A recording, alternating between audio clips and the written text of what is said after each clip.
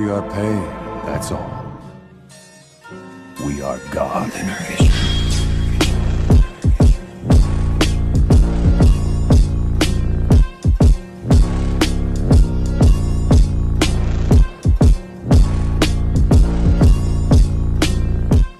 Hey guys! The video for today will be the part 10 of What If Naruto Traveled to the World of Harry Potter.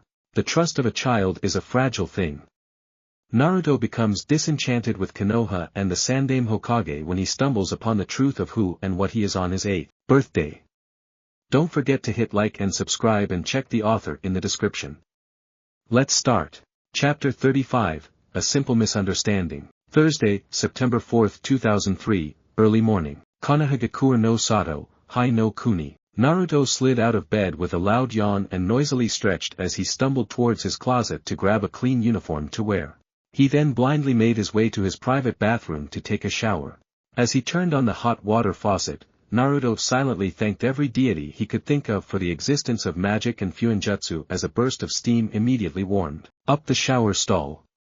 During the renovation of his old apartment complex, Takeshi had spent hours carving all kinds of runes and seals over everything to protect their new home and provide certain amenities, such as hot water from the tap the moment the tap was turned on, no more waiting for a faulty water heater to heat the water, lightly warmed floors, no more freezing your feet when you get out of bed, and an assortment of special runes that allowed him to keep his window open all year round without having to worry about pests, the weather, or intruders. That was on top of the fact that the living quarters had been designed in such a way that each one of them had a private suite of rooms that included a roomy bedroom, walk-in closet, small study, balcony, and private bathroom.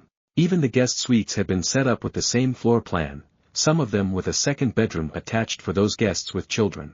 Takeshi's room was the only exception, and that was only because he had a large office on the main floor of the living quarters and therefore hadn't needed or wanted a private study attached to his room. As Naruto stepped beneath the shower head, his thoughts turned from the awesomeness of their home to the short C-ranked mission that Kakashi-sensei had picked up for their team the previous evening.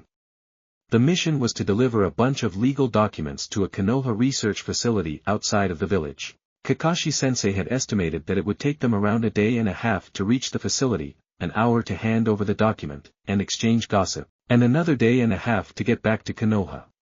So, an estimated 3-day trip. All three genin were really looking forward to getting out of the village again.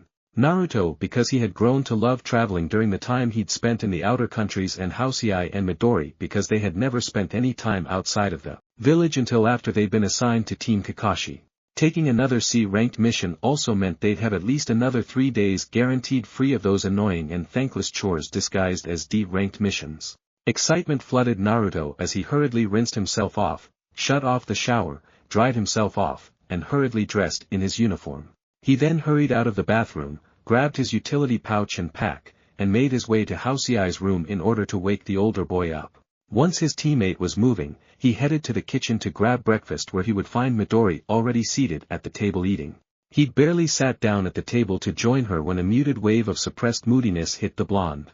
The source of the muted negative emotions was quite obvious to Naruto due to how attuned he'd grown to his favorite cousin's moods. That and Takeshi had been in a rather grumpy mood for several days now, though the green-eyed man took pains to hide it from the rest of the family. Takeshi could never hide his emotions from Naruto completely, though. That was especially true when it came to his negative emotions. Naruto had no idea who or what had put his cousin in such a foul mood, though. All he knew was that Takeshi was angry, frustrated, depressed, regretful, and resigned, a mix of emotions that made absolutely no sense to Naruto. If Naruto knew who it was that had put the wizard in such a grumpy mood, he'd have pranked them until they begged for mercy. Takeshi's emotions became muted a moment later when he stepped into the kitchen and absently greeted, "Oheu. Oheu, Keishianai." All three genin called in return, and Naruto felt pleased when he sensed his cousin's emotions take a small upswing in response to their warm greeting as he shot the trio a fond smile. "Are the three of you ready for your mission?"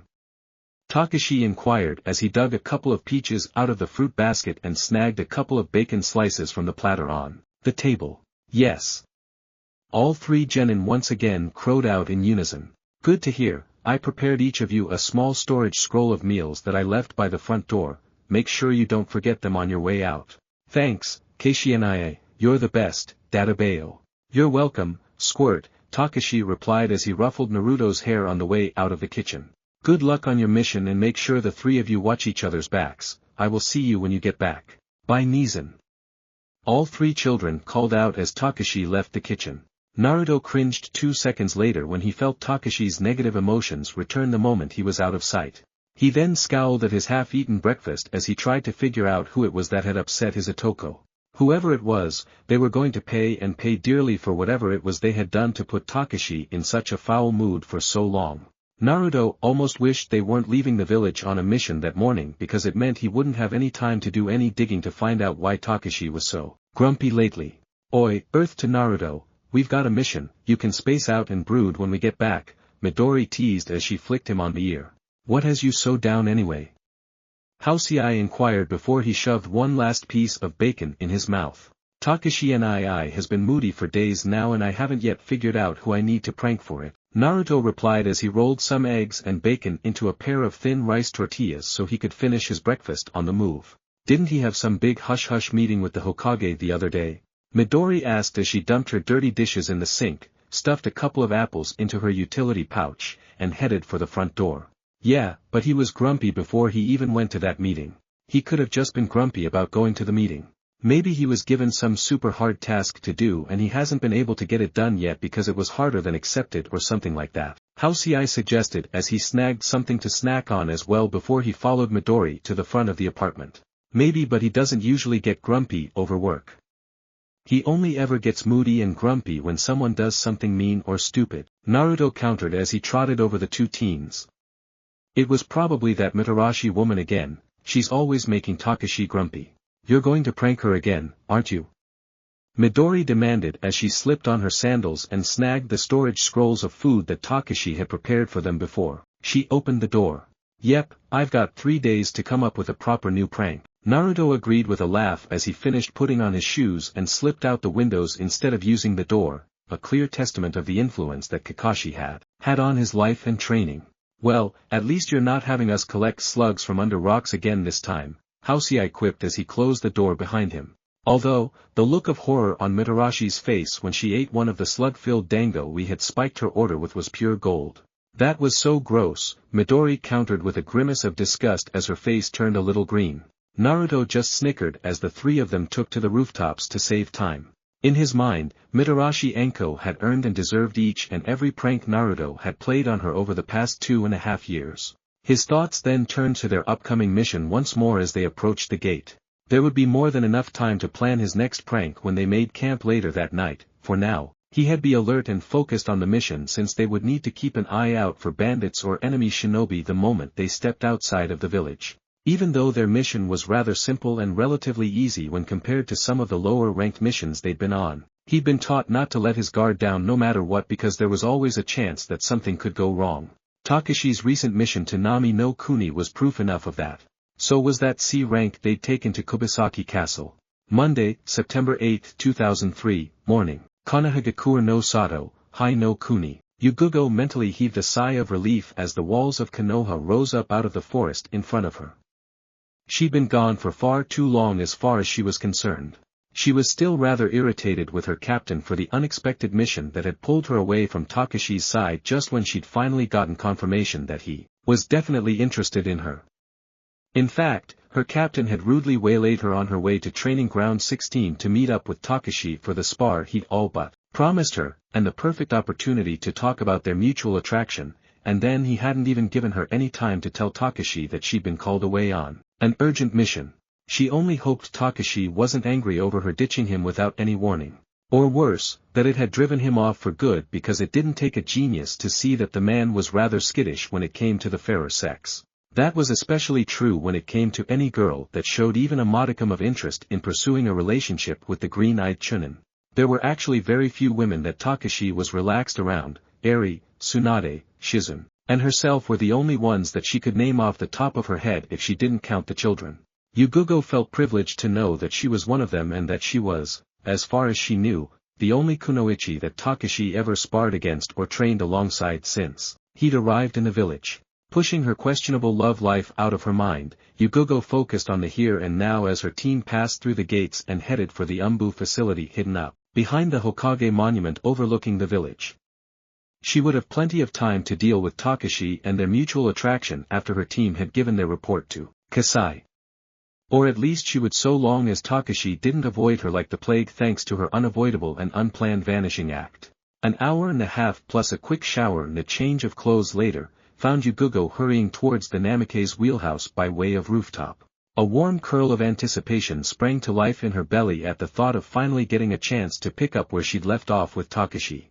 The memory of their first kiss was enough to make her feel uncomfortably warm as a wave of desire rushed through her.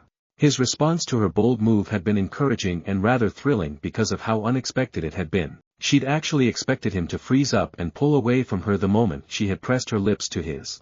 She knew from talks with Eri, that Takeshi had had 2 girlfriends when he'd been younger and that he'd been on the verge of proposing to one of them. Though she had no idea why either relationship had ended, Eri had told her that those were Takeshi's stories to tell. All she'd really learned from those talks was that Takeshi liked athletic girls, that he had some experience with kissing and possibly light petting, and that he had not dated since he broke things off with his almost fiancée. She also knew that he was a virgin. Actually, she was pretty certain that the entire shinobi force knew that the green-eyed Chunin was a virgin since he'd openly spoken about his refusal to bed any of the vapid fangirls that had propositioned him on more than one occasion. His virginity was something that actually made him rather appealing to a good number of unattached women and girls. A number of them saw his abstinence as rather romantic, choosing to believe that it meant that he was saving himself for a special someone, and the rest saw it as a challenge. Unfortunately, that also meant that there were a number of women trying to catch his attention, a good number of them just looking to bed the head of the Namikaze clan in order to claim his virginity and put another notch on their bedposts. Others were looking to marry the man in the hopes of acquiring a portion of the Namikaze wealth for themselves. So far, Takeshi had ignored all attempts made by any woman to entice him into their bed and easily resisted the charms of those ladies hoping to marry into the prestigious clan.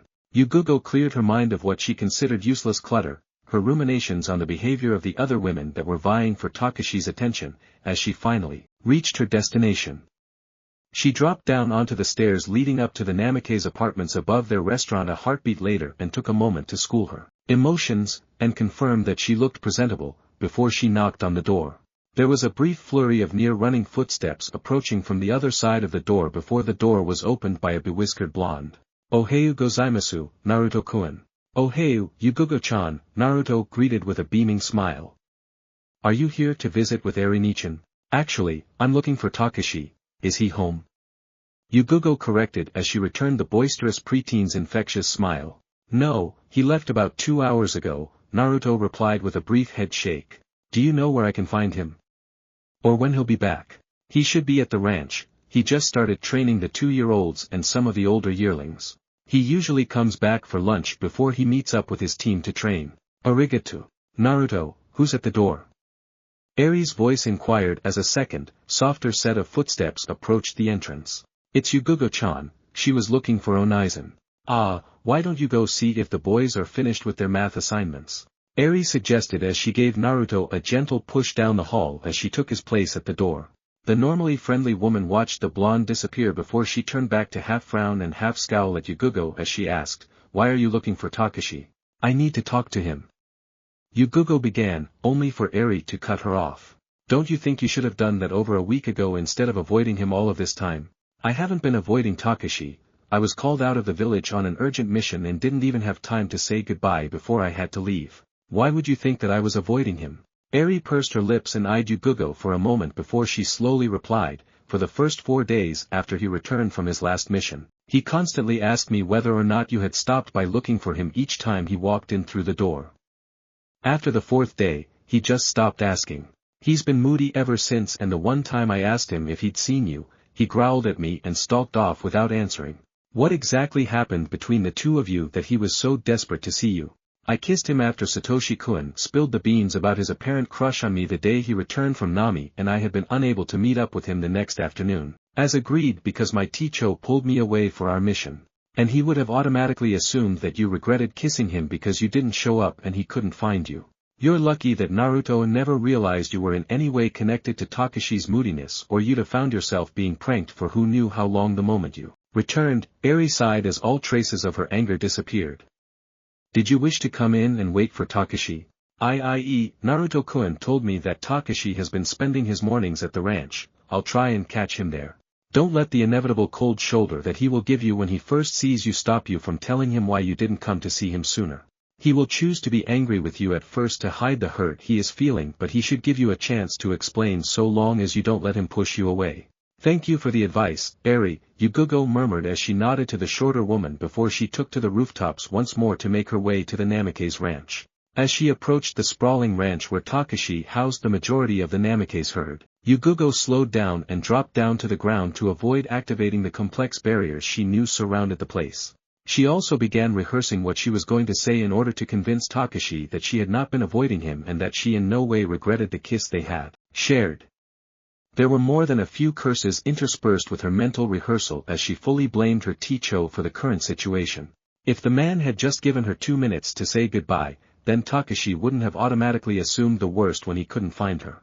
It was times like this that she wished that Inu or rather Hitaki Kakashi was still her teacher.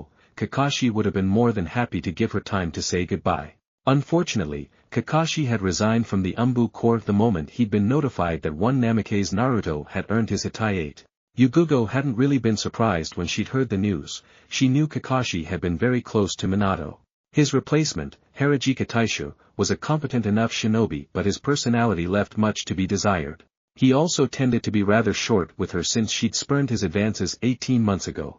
So, his reasons for not giving her time to say goodbye had probably stemmed from jealousy. The man had walked in on her when she had been talking to Hayate about her growing attraction to Takeshi.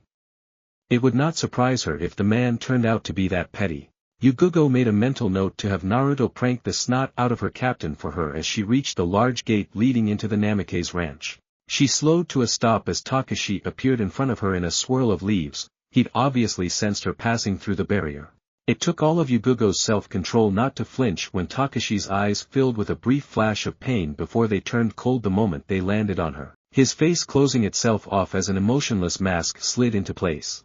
Seeing that look on his face and knowing it was directed at her hurt far more than she had expected it to. Was there something you needed, Yuzuki-san? The cold tone combined with the use of her surname cut even deeper, and if not for Eri's last-minute advice, Yugogo probably would have just slunk away to nurse her wounds, metaphorically speaking. As it was, Yugogo straightened her shoulders and stubbornly lifted her chin as she coolly replied, "We need to talk." "No, we needed to talk 10 days ago, but you made it perfectly clear that you wanted nothing further to do with me when you studiously avoided me over the past week and a half.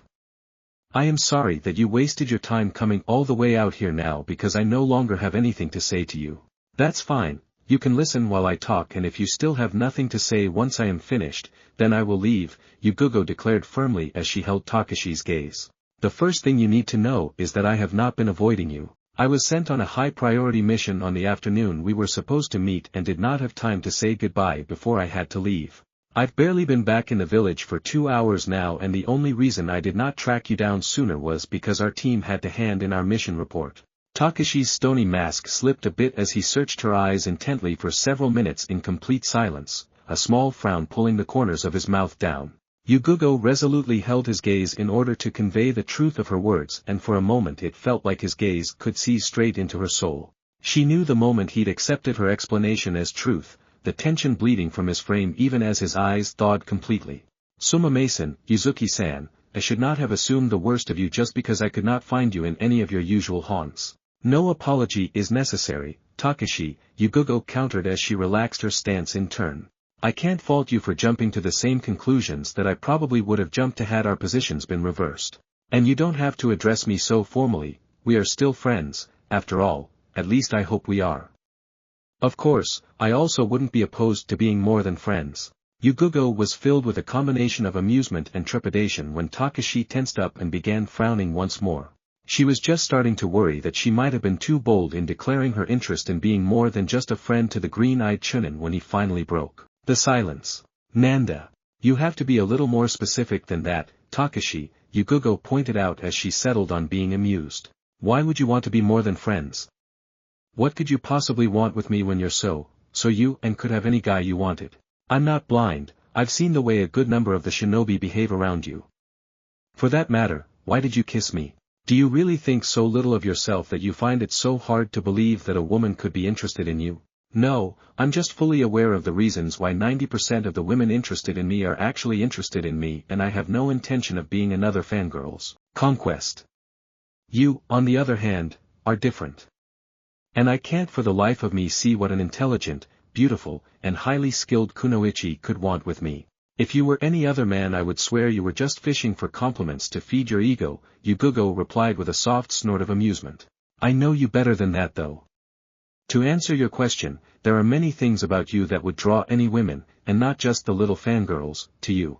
For starters, you are a rather handsome and physically fit man with striking features, the unique color and intensity of your eyes are breathtaking. On top of being attractive, there is a presence about you that draws the eye. You carry yourself with confidence but without arrogance, and it makes people sit up and take notice of you. Then there is the fact that you treat everyone with respect until they do something stupid to earn your disdain. You also don't treat or see women as inferior or weak. You are good with children, and it is obvious that your little cousin and son think you hung the moon and stars. Your parenting skills are phenomenal, even if they are a bit unorthodox. Naruto and Satoshi are both well behaved though, even if they do tend to frequently prank people. And that's not even covering your obvious intelligence, your strong morals, your family values, your twisted sense of humor, and your skills. So, tell me, why wouldn't I be interested in dating you? I'm moody. I have a nasty temper. I tend to jump to conclusions. I am disrespectful to people who annoy me. I have a hard time trusting others, so it is not easy for me to make friends or open up to the friends that I have made. I am reckless and tend to rush into things before I think. I am very stubborn. I tend to hold grudges against those that slight my family. I attract trouble just by existing. And I have a horrible track record with relationships. So you have a few quirks and flaws. How does any of that make you different from any other person? Yugogo inquired as a small smile played about her lips. Takeshi opened his mouth to retort before he closed it again as a brief look of confused amusement crossed his face. He then let out a quiet snort and dipped his head in acknowledgement as he quietly stated, I suppose I can't argue with you on that point. Good. Does that mean that we can go someplace to talk about the kiss we shared? I suppose I could say no, but that would just make me look like an ass of epic proportions, Takeshi quipped as he ran a hand through his messy hair. Was there some place in particular you had in mind for our discussion? No, not really, but it would be nice to have this conversation in a place where we will be both comfortable and have a little privacy. Privacy. Should I fear for my virtue, Yuzuki-san? Yugogo felt a shiver race down her spine over the way Takeshi's voice caressed her last name as he spoke it, even as a satisfied grin pulled the corners of her mouth up over the fact that he felt secure enough to flirt with her so soon after the small misunderstanding her leaving had caused. She then licked her lips in anticipation as she let her eyes slide down the length of his lean frame and recalled how wonderful it had felt to press herself up against his body. Her grin only grew wider when she glanced back up and caught sight of the flush coloring the Chunin's cheeks and neck. No, there is no reason for you to fear for your virtue, I will take very good care of it. Takeshi's eyes widened in surprise for a moment before the flush on his face darkened even further as soon as the meaning behind her words registered. Yugogo gave a throaty laugh in response to his reaction to her blatant insinuation before she moved to separate the distance between them. As she reached his side, Takeshi gulped nervously, though she was pleased to note that he was stubbornly held his ground. So, would you feel more comfortable if we went back to your place for our talk, or should we head over to my apartment instead? Yugogo inquired mischievously. We'd have absolutely no privacy at my place because of all the kids that would be underfoot there, Takeshi pointed out in a slightly strained voice. I guess that means we'll be going to my place then, Annie. I'm not sure that is a good idea either. Takeshi replied as he shook his head before he muttered, too many damned perverts with loose tongues running free through the village. Where would you suggest we go then? Yugogo asked with a mixture of amusement and exasperation. Takeshi pursed his lips in thought as he pulled his eyes from her and stared at the ground for a moment. He then bit his lip in uncertainty as he glanced back up at her, and Yugogo was unexpectedly struck by the vulnerability she could see in his eyes. Seeing him so insecure, made her wonder who had cut him so deeply that the mere idea of dating again could inspire such fear in a man who had not hesitated to take the Hokage to task over his cousin's former mistreatment at the hands of the villagers. The brief glimpse into Takeshi's soul vanished a heartbeat later, and Yugogo felt an urge to maim the person responsible for hurting the man she'd fallen in love with. I could open up the family retreat, Takeshi hesitantly offered at that point. It's bound to be a bit dusty because we rarely ever use it with how busy we always are, but it's close by and you'd be hard-pressed to find a more secure place for a private conversation. It's also rather isolated. Sounds perfect, Yugogo agreed when Takeshi trailed off a bit uncomfortably.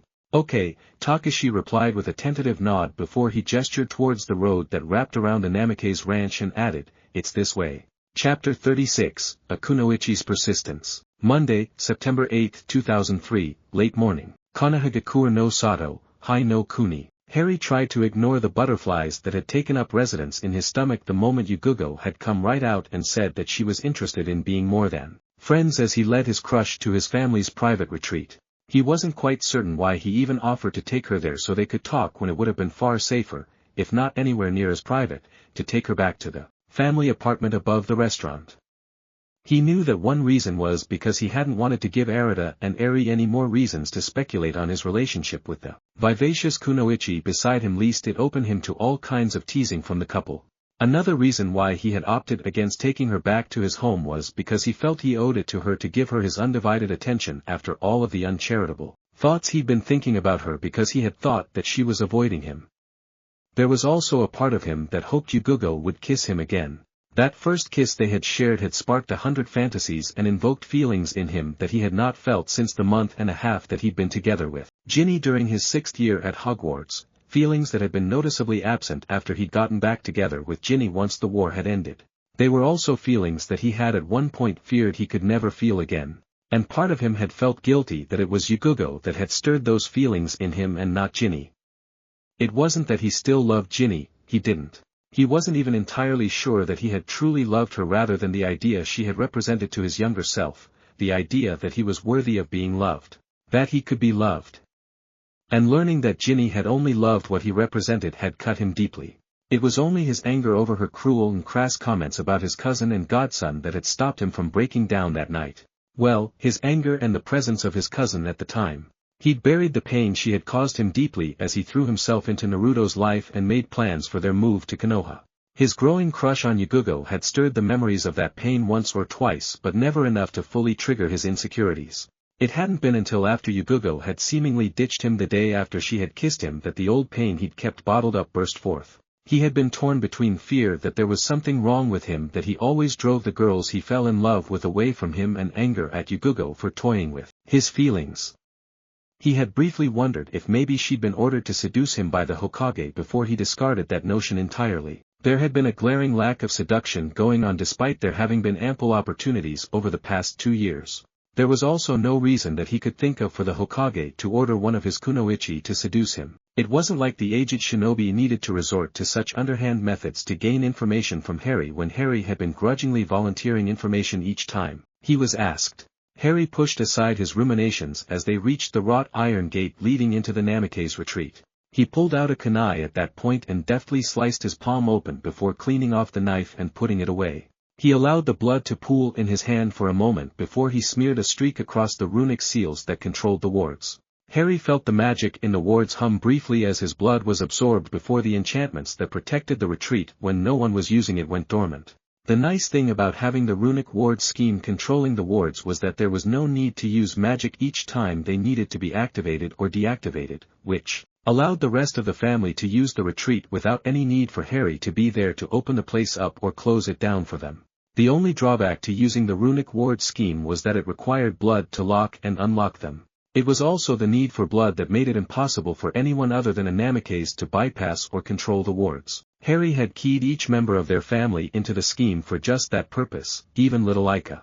As soon as the wards were deactivated, a loud click sounded as the gate unlocked itself and swung inward to reveal a small estate that sat on exactly 1 square acre of land. Situated smack dab in the middle of the lot between 2 short white picket fences was a sprawling ranch house with a large porch that ran from corner to corner. Directly in front of the house was a large pond that spanned the entire width of the property, though it was only about 10 feet across. There was a single cobblestone bridge centered over the middle of the pond. Running along the far edge of the pond were an assortment of willow and wisteria trees that provided shade for the pond and homes for the various birds that lived on the estate. The stretch of land that fell between the pond and the gate was split in half by the cobblestone pathway leading straight to the bridge, and both sides were filled with meandering pathways of stepping stones bordered by a wide assortment of flowering shrubs, bushes, and plants with the occasional flowering tree thrown in. Scattered amidst the greenery were a pair of fountains, one on either side of the main path, several marble statues of deer, dogs, and wolves in various poses, and a few scattered teak and brass benches that each sat beneath trellises of flowering vines. On the far side of the pond, the cobblestone pathway widened into a cobblestone courtyard that was bordered on both sides by several juniper hedges that had been trimmed, that they resembled a castle's battlements. The rest of the grounds between the house and pond were carpeted with a short-cropped green lawn of hardy grasses. The flower beds that sat just below the porch were filled with a dozen different species of lily in a wide range of colors and sizes. Sitting on either side of the wide staircase that led up to the porch, a pair of climbing roses had been planted, and their vines had been encouraged to weave themselves around and through the bars of the stair rails as they had grown. As the two of them stepped through the gate, Harry discreetly watched Yugogo's face as she laid eyes on the sprawling garden that was the front yard of the Namikaze retreat. For the first time, he couldn't help but smile when he saw the look of pleased wonder fill her face as she took in the view. "It's so beautiful," Yugogo breathed as she moved further down the walkway. "Why don't you live here instead of in an apartment above the restaurant? Living here would have meant allowing others to access this place on a regular basis, and I did not wish to share this piece of paradise with the general public." "I can see why you'd feel that way." Stepping through the gate was like stepping into a whole new world.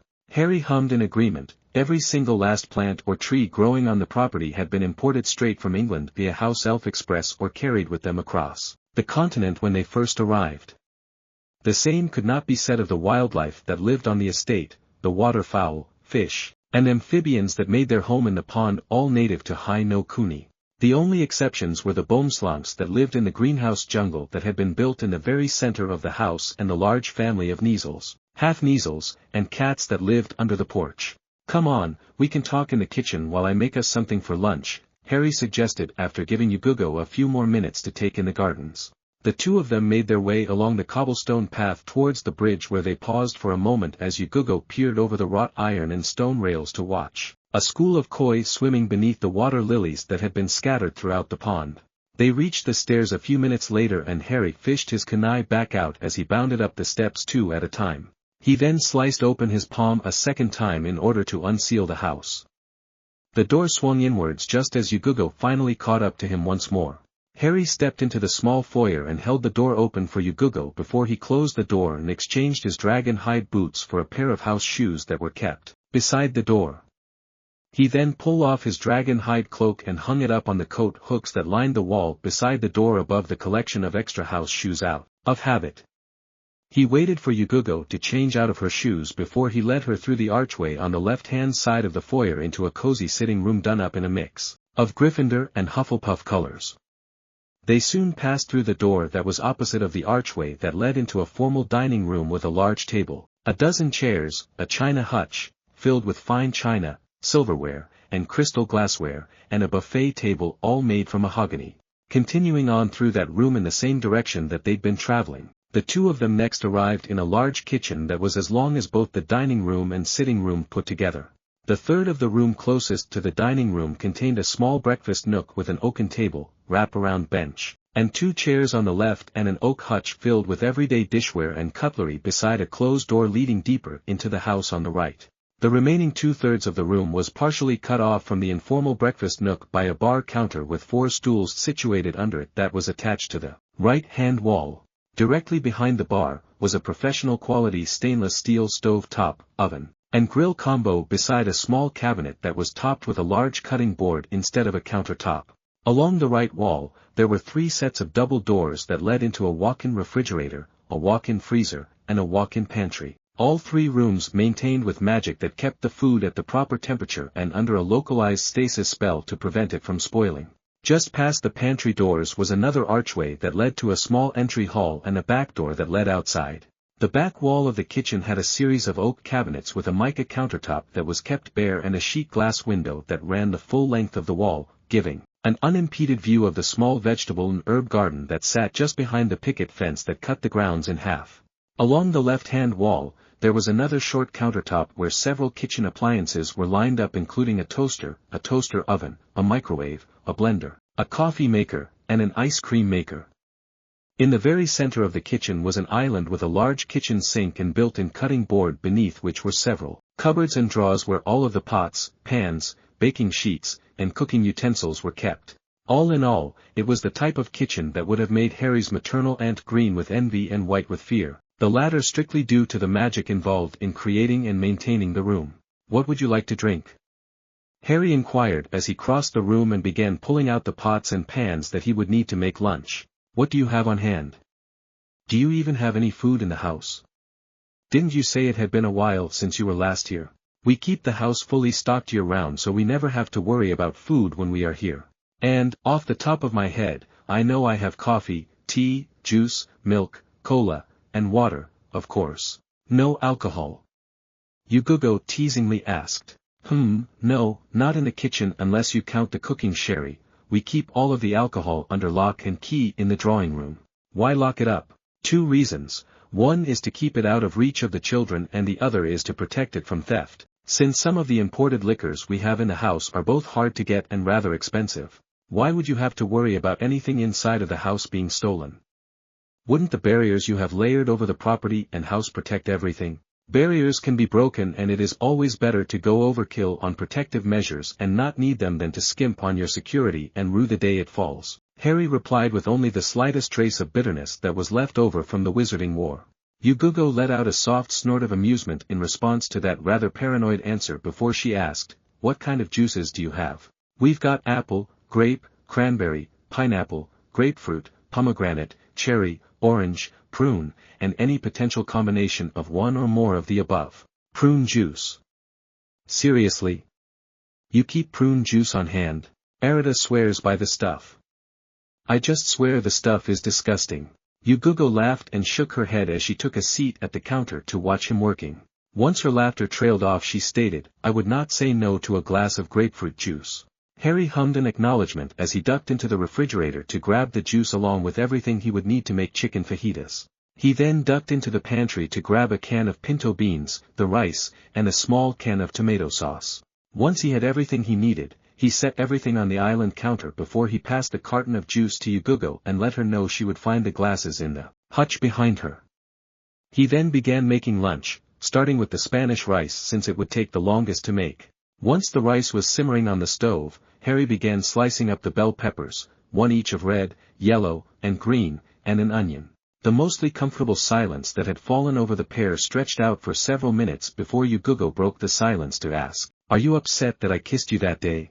Harry stilled his knife as he briefly glanced up to meet her pupilless brown eyes for a heartbeat before he dropped his gaze back to the cutting board as he continued slicing the vegetables for the fajitas. He considered Yugogo's question for nearly a full minute before he replied, "No. But I am confused. I had honestly not expected you to kiss me out of the blue like that. In some ways, it was unsettling." "Unsettling how?" "Your kiss made me feel things that I had not felt in years, things that I had not thought were possible for me to feel after the war ended." "What kind of feelings are you referring to and why would you think it wasn't possible for you to feel them?" Harry blushed bright red as he slid the sliced vegetables into a bowl and gave the rice a quick stir before he began slicing up the raw chicken breast he'd pulled out. He barely contained the urge to squirm beneath Yugogo's gaze as he tried to think of an answer that wouldn't make him out to be some kind of pervert or cause her to laugh at him. "Takeshi," Yugogo prompted after several more minutes had passed. It was that first blessed taste of air a drowning man takes upon breaking free of the water. The cool rush of sweet water a parched man tastes when he finally gets his first drink after escaping a desert, and the welcome searing heat of a blazing fire washing over a half-frozen man coming in out of a blizzard, Harry quietly confessed as he stopped cutting the chicken and just stared at the cutting board without really seeing it. He then glanced up at Yugogo with glittering emerald eyes as he added, "Your kiss made me feel alive, Yugogo. It's been 6 years since a kiss last made me feel that way, and the girl who made me feel that way would have become my wife had I not met Naruto." "You loved her," Yugogo stated in a quiet voice. "No. There might have been a time when I thought I was in love with her, but in the end it was the idea she represented that I had fallen in love with. Don't get me wrong, I did care for her, but I did not love her." and I do not know if she ever loved me or if she was just in love with my money and fame. In any case, whatever it was that I had with her when we first got together did not survive the war, and any hope I had held of rekindling what we had died on the night I was going to propose to her. I'm confused, Yugogo stated slowly, and when Harry glanced up at her after he dumped the chicken in the skillet, he could see a puzzled frown on her face. Did you plan to propose to her during or after the war? After. We'd only dated for about a month and a half, during the war, and I'd broken things off with her after the headmaster of our school died. We got back together a year later, after the war had ended, and were together for over a year before I gave into the pressure she'd been putting on me to propose to her and purchased an engagement ring.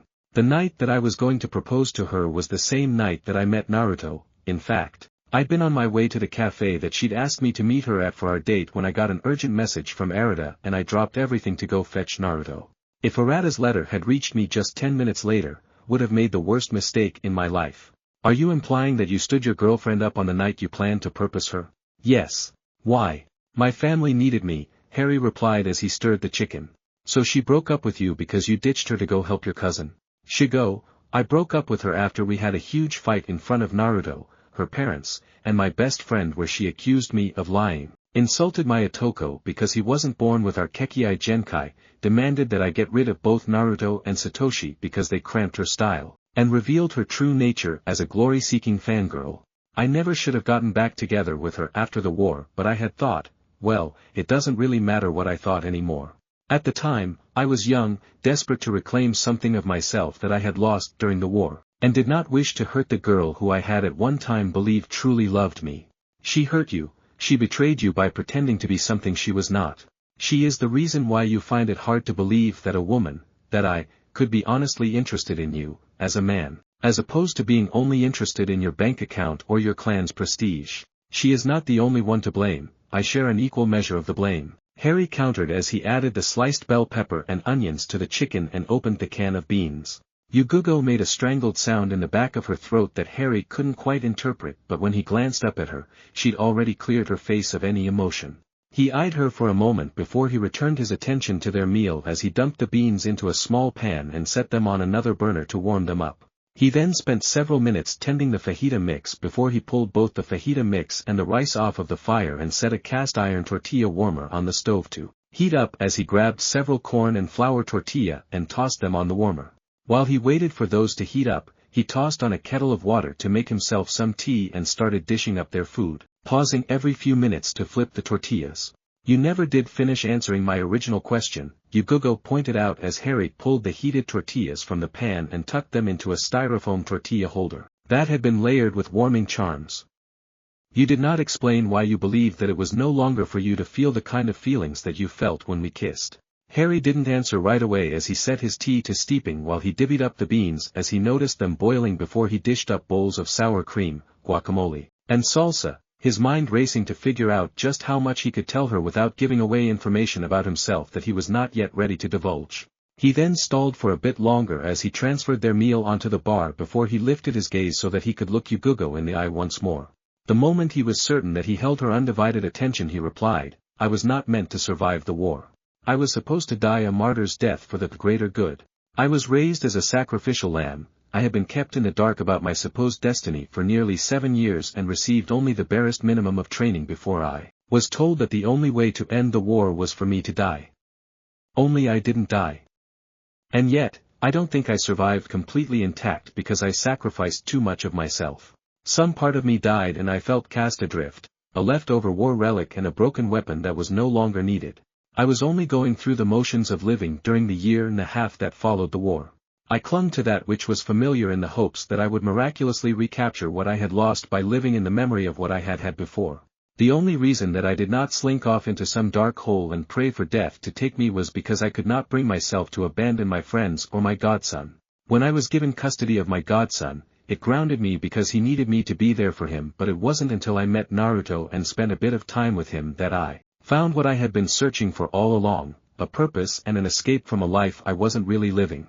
Harry paused for a moment as he glanced away from Yugogo and dragged a hand through his hair before he turned back and added, there is far more to the story than that. Obviously, but that is all, that is as much as I am willing to say for the moment. It is also no more and no less than I have told Ibiki during our monthly sessions over the past 2 years, which means that you are free to pass along any of that information to the Hokage, if he should ask. I was not assigned a mission to seduce you for information. Yugogo hotly protested. I never said you were. Harry cut back without any heat as he made his way around the counter so that he could take a seat at the bar beside Yugogo. I was simply letting you know that it would not bother me if you were to repeat what I told you about my past to the Hokage. The implication was in your words. Suma-san, I had not intended for it to sound like I was accusing you of something. Why not?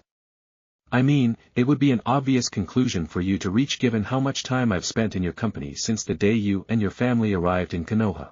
I will confess that there had been all of 10 minutes where I had considered the possibility that you had been ordered to seduce me, but I quickly discarded the likelihood that you had based on the fact that you had passed up far too many opportunities to seduce me over the past 2 years. Besides, the Hokage does not need you to seduce me for information when I am still attending monthly therapy sessions with the current head of the torture and interrogation department. Suma-san, I should not have jumped to conclusions. You don't have to apologize, I should have made my meaning clearer in order to avoid a misunderstanding. In that case, you can make it up to me by making me one of those sinfully delicious chocolate cakes of yours, Yugogo ordered playfully. I'll think about it, Harry teased back as he dug into the meal. They would spend the rest of the meal teasing one another in between bites, the two of them silently choosing to leave the heavier conversation for after the meal. By the time they finished eating and the leftovers had been put away, the uncomfortable tension that had been building between the two of them had faded. For Harry, the familiar camaraderie between them was a sharp reminder of why he developed a crush on the vivacious Kunoichi in the first place. She was so easy to talk to, there were no awkward silence, most of the time, repetitive inanities, petty gossip, empty platitudes, or useless simpering. After the meal, Harry sent a Kage Bunshin to let the children know that he wouldn't be joining them for lunch and to keep an eye on his newest wards to make certain they were not slacking off on their studies. Another clone was then sent to track down Yamato to find out if he had plans for their team to take a mission and if not, to ask for permission to skip their usual training for the afternoon. Once the clones had taken off, Harry allowed Yugogo to talk him into baking one of his chocolate explosion cakes with the provision that she helped him. Harry had just set the freshly baked base cake off to one side so that it could cool when he felt Yugogo stepping into his personal space to peer over his shoulder at the cake. He glanced back to ask her to move back a bit so that he could start prepping the fudge filling for cake but ended up forgetting what he was going to say when his lips brushed against hers unexpectedly due to how close she'd been hovering behind him.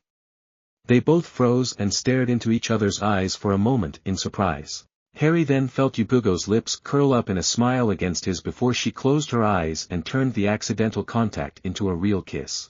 For a single heartbeat, Harry considered pulling away to break the kiss but the thought failed to fully form as he was swept up in a rush of desire as Yugogo deepened the kiss. Without conscious thought, Harry's body twisted around to face Yugogo so that his neck was no longer craned awkwardly to the side. At the same time, his hands settled themselves on her hips with his fingers splayed wide. The moment his body completed its rotation, Yugogo stepped closer and pressed herself against him as her arms wound around his neck. Breathing became arbitrary when Yugogo coaxed his tongue into dueling with hers and he tasted the chocolate that she had snuck from the bag of chocolate chips when he hadn't been looking.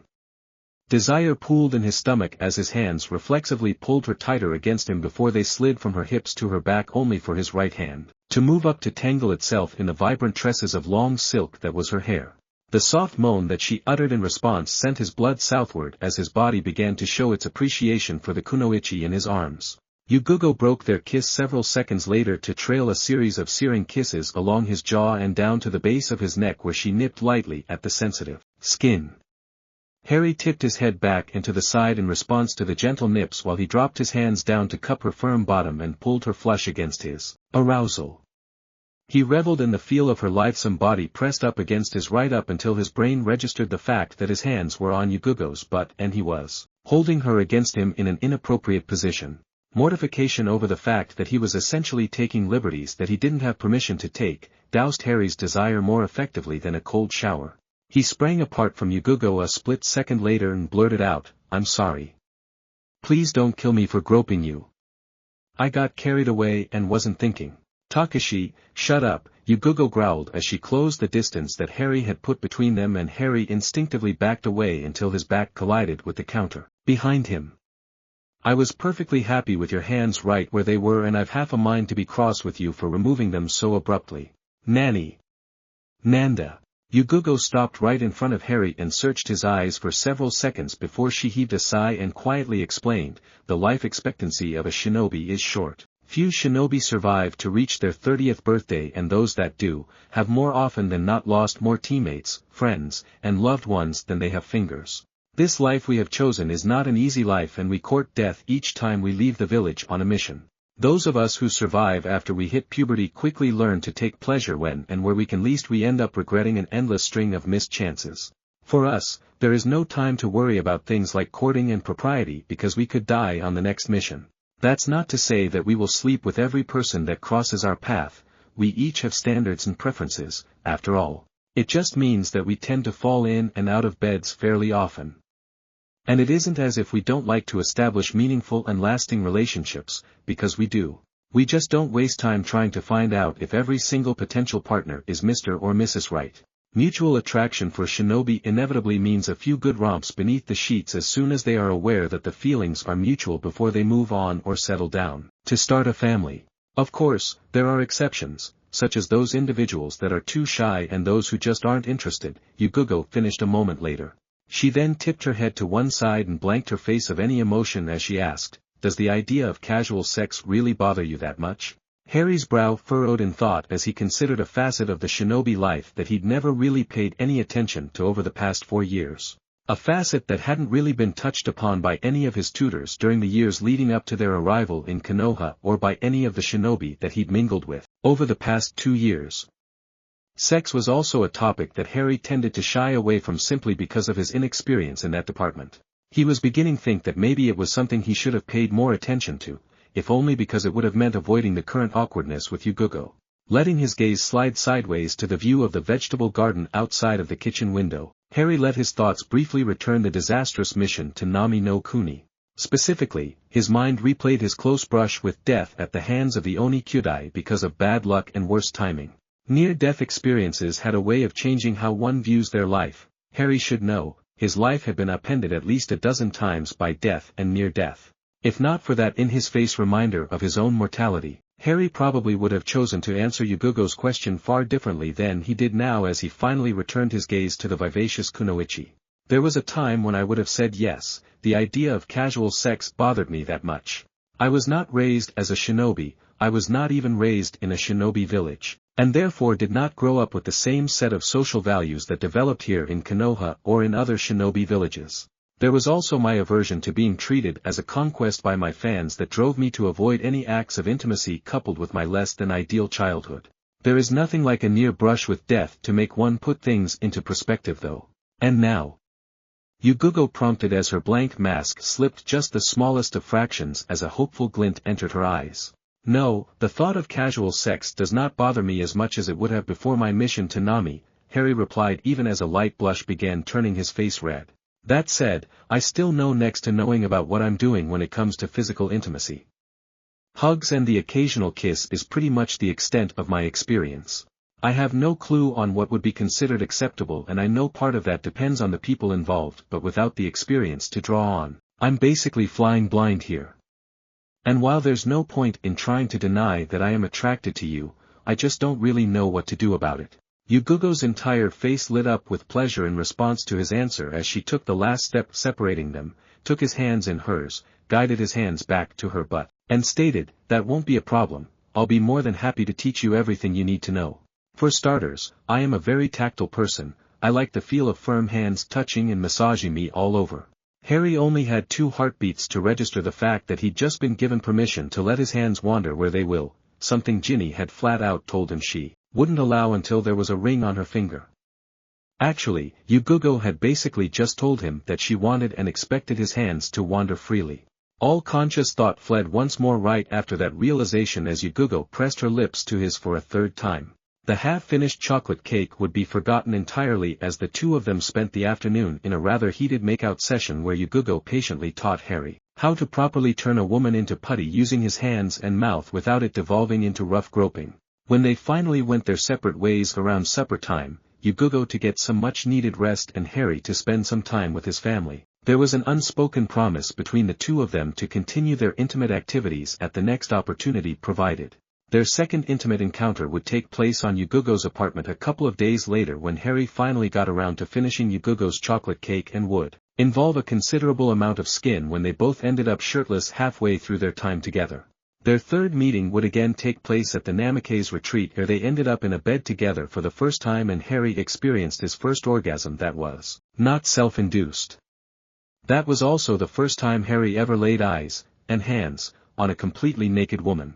It would not be until their 10th intimate meeting nearly 2 full months after they shared that first kiss outside of the Namikaze apartments that Harry laid his virginity to rest when he buried himself to the hilt inside of Yugogo's womanhood for the first time.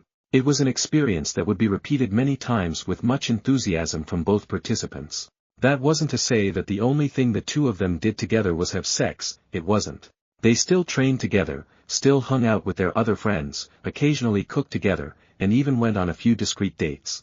They just also happened to frequently share a bed on those nights, and occasionally on those days, when they were both in the village. Chapter 37, Chunin Hopefuls. Monday, November 3, 2003, morning. Konoha Gakur no Sato, Hai no Kuni. Naruto walked on to training ground 3 alongside Housei and Midori only to stumble to a stop when his eyes landed upon Kakashi leaning against the training posts. It was very odd for their sensei to arrive before them and it was odder still for the man to not only be on time but a good 15 minutes early to one of their training sessions. Typically, Kakashi would show up around 20 minutes after their appointed meeting time unless they were leaving the village on a mission. Then he'd only be running about 4 or 5 minutes late. Rumor had it that there was a time when Kakashi would show up 2 and 3 hours late for any appointment that wasn't a mission. Naruto suspected that his sensei's fear of Takeshi's temper was one of the reasons that he was never too late for their training sessions. The other reason he imagined had something to do with the rumors he'd heard about the purge that had taken place after he'd snuck out of the village to find his family. Few people ever talked about the purge and those that did only spoke about it in hushed tones. Tipping his head to one side, Naruto wondered what could have brought their sensei to their assigned training ground close to 40 minutes early. He didn't have to wonder long because the moment Kakashi's uncovered eye caught sight of the 3 of them, he straightened up and crossed the distance separating them. "Oh hey, my cute little students," Kakashi greeted with an eye smile. "Today is your lucky day. Why do I suddenly feel the need to run as far and fast as I can?" Naruto rhetorically asked out of the corner of his mouth as he leaned closer to Housei. "I heard that," Kakashi growled in mock irritation as he scowled, more like pouted, in Naruto's direction while all 3 genin just snickered. The jounin then snorted and shook his head as he pulled out a trio of 4 by 6-inch cards from his pocket and held them up in front of the 3 teens. "As I was saying, today is your lucky day. I am holding in my hand the key to your future. A trio of applications for the next round of Chunin exams that will be held in Konoha in this winter. You entered us in the Chunin exams?" Housei demanded in excitement as he attempted to snag the applications out of Kakashi's hands, only for the jounin to lift them out of the older teen's reach at the last second. "Yes, I nominated the 3 of you for the exams," Kakashi replied as all traces of playfulness disappeared. "That said, you are not required to participate in the exams if you do not think you are ready. No one will hold it against you if you wish to pass this time around. I believe that the 3 of you are ready to give the Chunin exams a shot but you need to believe in yourself if you want to have any hope of passing the exams. You will have 1 week to decide before you need to fill out your applications and give them back to me so that I know whether or not we'll be taking any missions leading up to the start of the exams." Naruto took the deceptively flimsy application that Kakashi handed to him as excitement began to fill him and after taking a moment to study the blank form, he glanced up and asked, "Takeshi and I really agreed to let us take the Chunin exam?" "I don't know, you'll have to ask him because you'll need your guardian's signature on the card in order to be allowed to enter the exams." "You mean you didn't ask him for permission before you nominated us?" Midori inquired curiously. "I do not need a guardian's permission to nominate my team for the exams, it is up to you to secure your guardian's permission to enter the exams," Kakashi countered sternly. "My decision to nominate the 3 of you was based upon the amount of growth you've done since you were placed on my team, your current skills, and your untapped potential. You just didn't want Onizen to kill you the moment you opened your mouth and mentioned our names and the Chunin exams in the same sentence," Naruto knowingly retorted. Kakashi had been very careful over the past 2 years to never set off Takeshi's anger. Actually, that wasn't why I didn't approach Takeshi first, Kakashi denied with a soft laugh. However, it is why I didn't wait until the very last minute to decide whether or not I was going to enter you this time around. The fact that the exams are being held in Konoha this time around was another one of the reasons why I chose to nominate you now. The reason why I didn't run your nominations by Takeshi first was because the three of you need to be the ones to convince him that you are ready to take the exams, and I was not going to make that job any easier on you by justifying my right to enter you to him. Oh, Naruto murmured as he blinked at his sensei, that had actually made far more sense than he'd expected it to. He then took one last look at the application in his hand before he tucked it into his pocket and asked, "So, are we going to start training now?" "Nope, the three of you have the rest of the week off to think about whether or not you are going to enter the Chunin exams. If you don't, then we're going to be picking up a slew of missions to pick up the slack that will be created by those teams that are going to be entering. If you do enter, then I'll be putting together specialized training programs to get you ready for the exams. I'll meet you back here at our usual time next Monday." Kakashi disappeared in a swirl of leaves a heartbeat later, and the three teens were left staring at one another. Naruto sighed and stuffed his hands in his pockets as he asked, "So, do we get in a bit of training or do we go terrorize the neighborhood until lunch time when we can talk to Nizan about the exams? Are you going to try and enter then?" Housei asked curiously. "Sure, why not? You do know that whole teams have died during past Chunin exams, any?" Midori asked as she worried at her bottom lip in nervousness. "Yeah, but there are always far fewer deaths when the exams are held here in Konoha," Naruto pointed out. "Besides, I doubt Kakashi-sensei would have even considered nominating us if he didn't think we could handle the exams. That doesn't mean he expects us to pass them this time around, just that he thinks we're ready to experience them firsthand." "The midget has a point," Housei mused as he propped his elbow on Naruto's head. "Oi. What who you're calling a midget, Beanpole? You are both idiots," Midori declared as she spun on her heel and began walking out of the training ground. "Where are you going, Dori-chan?" Naruto demanded as he elbowed Housei in the side and darted after the kunoichi.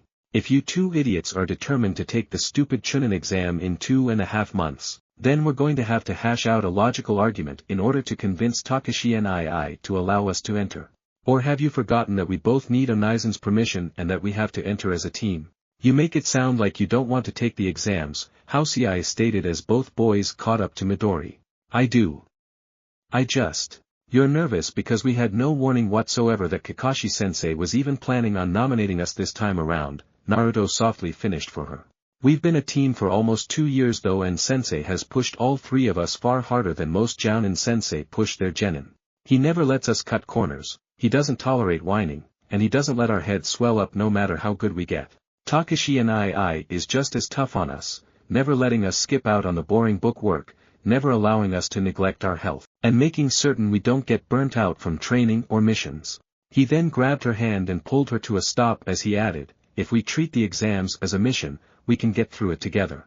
We've got more than enough time to prepare for the exams, I mean, come on. How many missions have we gone on where we get a full 2 months to train and prepare?" "I know that," Midori huffed as she gave him a small smile before she pulled her hand free and playfully shoved him away from her. Naruto grinned at her in response as they began walking once more, the kunoichi's good mood and confidence dutifully restored. "Why do you think I said what I did about putting together a proper argument to convince Takeshi to let us enter?" The three of them would end up spending most of the morning holed up in one of the private reading rooms within the Shinobi library working on what they would say to Takeshi in order to persuade him to allow them to take the exams.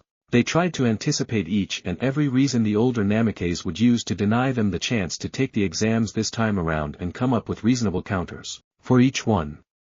They also looked up the archive records and reports for the past 10 Chunin exams in order to familiarize themselves with the history of the exams and the genin that had taken them before they carefully filled out their applications.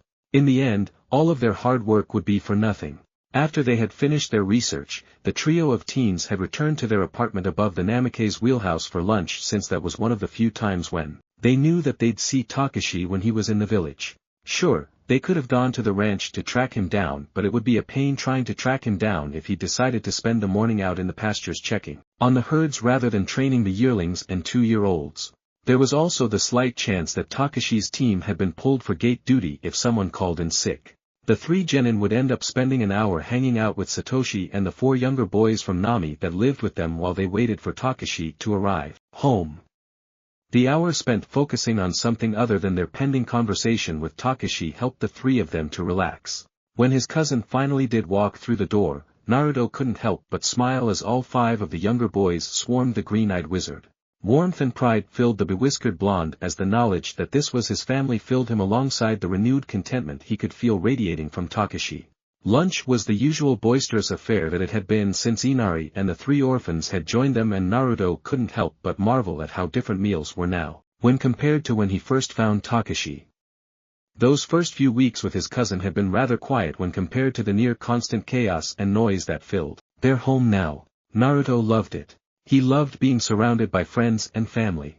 He loved the safety and security that he felt each time he walked through the door. And he loved his life. At the end of the meal, Naruto felt a thread of nervousness fill him as he dug into his pocket to retrieve his application for the Chunin exam while he followed Takeshi to the door alongside Housei and Midori. Taking a deep breath, Naruto firmly fixed the speech the three of them had come up with in his mind as he asked, "Nizan, will you wait up for a minute? We'd like to talk to you. What did you need?" Takeshi inquired as he left off getting ready to leave and gave his attention to the three teens. "Kakashi-sensei nominated our team for the Chunin exams in a couple of months and we'd like your permission to enter." Naruto began determinedly as he offered his completed application to his cousin. "We did our research and we know." "Alright, leave your applications on my desk and I will sign them when I get home this evening," Takeshi interrupted as he barely gave the application a glance. "We know that." Naruto countered before his cousin's words sank in and he demanded, "Wait, what? You have my permission to enter, I'll sign your forms tonight." But, why? Isn't that what you want? To enter the Chunin exams? Yes. Then what's the problem? We expected you to say no right away, Housei answered when Naruto couldn't seem to do anything but gape at Takeshi in shock. "Why did you expect me to say no? We didn't think that you would believe we were ready," Midori supplied after a brief glance in Naruto's direction. "Do you believe that you are ready?" Takeshi asked as he grabbed his cloak and slipped it on. "Yes," Naruto slowly replied as he dropped the hand holding his application down to his side. "We spent all morning in the library preparing our arguments for all of the possible reasons why you'd refuse. Then I don't see what the problem is. You asked for my permission and I gave it. But why aren't you mad? Why aren't you going into your usual overprotective mother hen mode and threatening to castrate Kakashi-sensei in creatively painful ways? Kakashi-san is your sensei and he is the one who would know best if you had the skills necessary to compete in the Chunin exams, and since the next exams will be held here in Konoha, it is the best time for you to experience the exams firsthand. There is also the fact that all three of you approached the matter maturely, telling me that you are both confident in your skills and willing to take the exam seriously. So we spent all morning in the library for nothing?" Naruto practically wailed. "No. You didn't. The time you spent in the library helped you find the confidence you needed to approach me while believing that I was going to fight you tooth and nail about your participation. That right there tells me that you are ready for the experience that taking the exams will provide you. Did you know Sensei was going to nominate us?" Housei asked curiously. "No, but I've actually been suspecting that he would fairly soon since most genin teams are entered after their first or second year on a team unless their growth has been utterly deplorable. I've watched enough of your training sessions and sparred with each of you enough to know that all three of you have grown quite a bit. I hate to cut this conversation short, but I am going to be late for my afternoon training if I don't leave now. If you still have questions, I can answer them for you this evening after supper." Takeshi slipped on his shoes, buckled his swords into place, grabbed his utility pouch, and slipped out the door a moment later.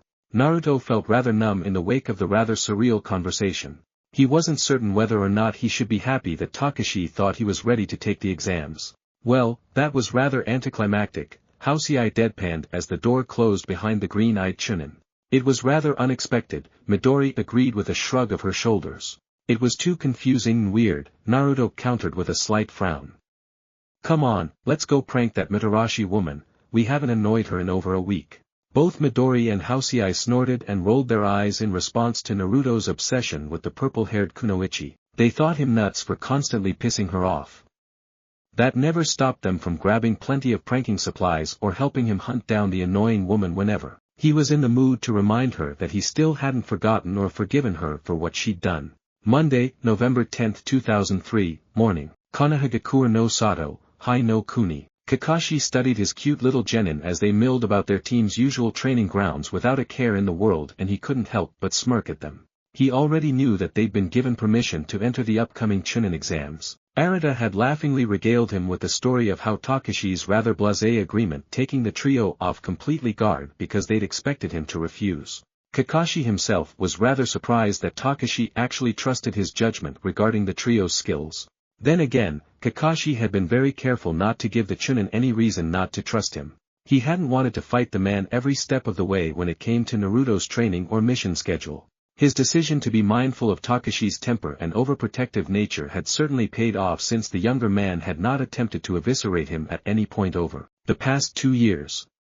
Not even when a handful of the missions he'd taken his genin on had gone to hell in a handbasket partway through the job and been upped in rank as a result. Pushing aside his thoughts on the unexpected level of trust Takeshi had given him, Kakashi refocused on his precious little students as he reviewed the new training schedule he'd spent the last week putting together.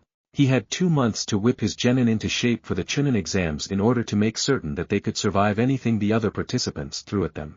Another smirk stretched out the cloth face mask covering the bottom half of his face as he dropped down out of the trees and casually strolled up to his genin. He was going to enjoy this. "Oh hey, my cute little students," Kakashi greeted as soon as they noticed his arrival. "Morning, sensei."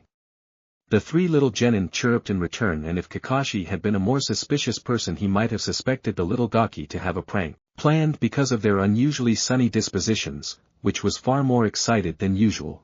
He also knew they'd recently pranked Enko again, and they tended to bask in the glow of success each time they nailed the Tokubetsu Jounin good. And the Kunoichi had been kicked out of her favorite dango stand for causing a ruckus a few days earlier. Rumor had it that the woman had been foaming at the mouth, literally, and spewing out curses about her dango being spiked with dish soap. The owner of the shop had not been impressed. Clapping his hands together as he shoved their latest prank out of his mind, Kakashi asked, "Have the 3 of you decided whether or not you're going to enter the Chunin exams in January?" "Yeah," Naruto answered with a nod. "We're going to enter," Housei added with a nod of his own.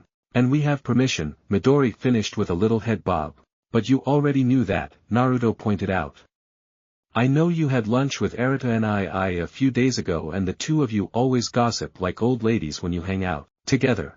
It is always prudent to confirm second-hand information from a second source before you act upon it," Kakashi sagely informed the trio as he purposefully ignored the teasing insult. He'd get the gaki back for that later. "Do you have your applications?" As one, all 3 genin presented their completed applications, and Kakashi briefly skimmed through them as he collected them before he tucked them into his pocket as he commented, "Everything looks to be in order. I suppose that means it's time to up your training.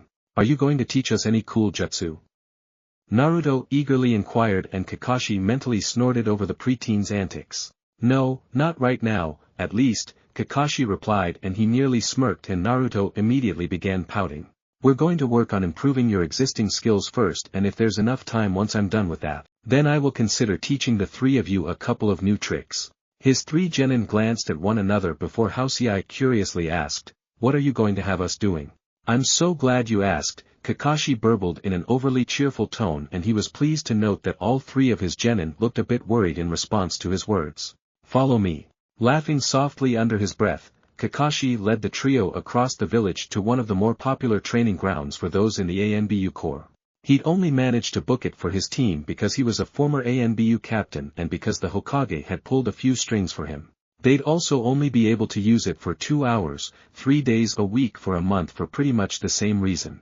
That was more than enough to put his cute little students through their paces and help them improve their current skills in a live-action environment with needing to risk life or limb to do so.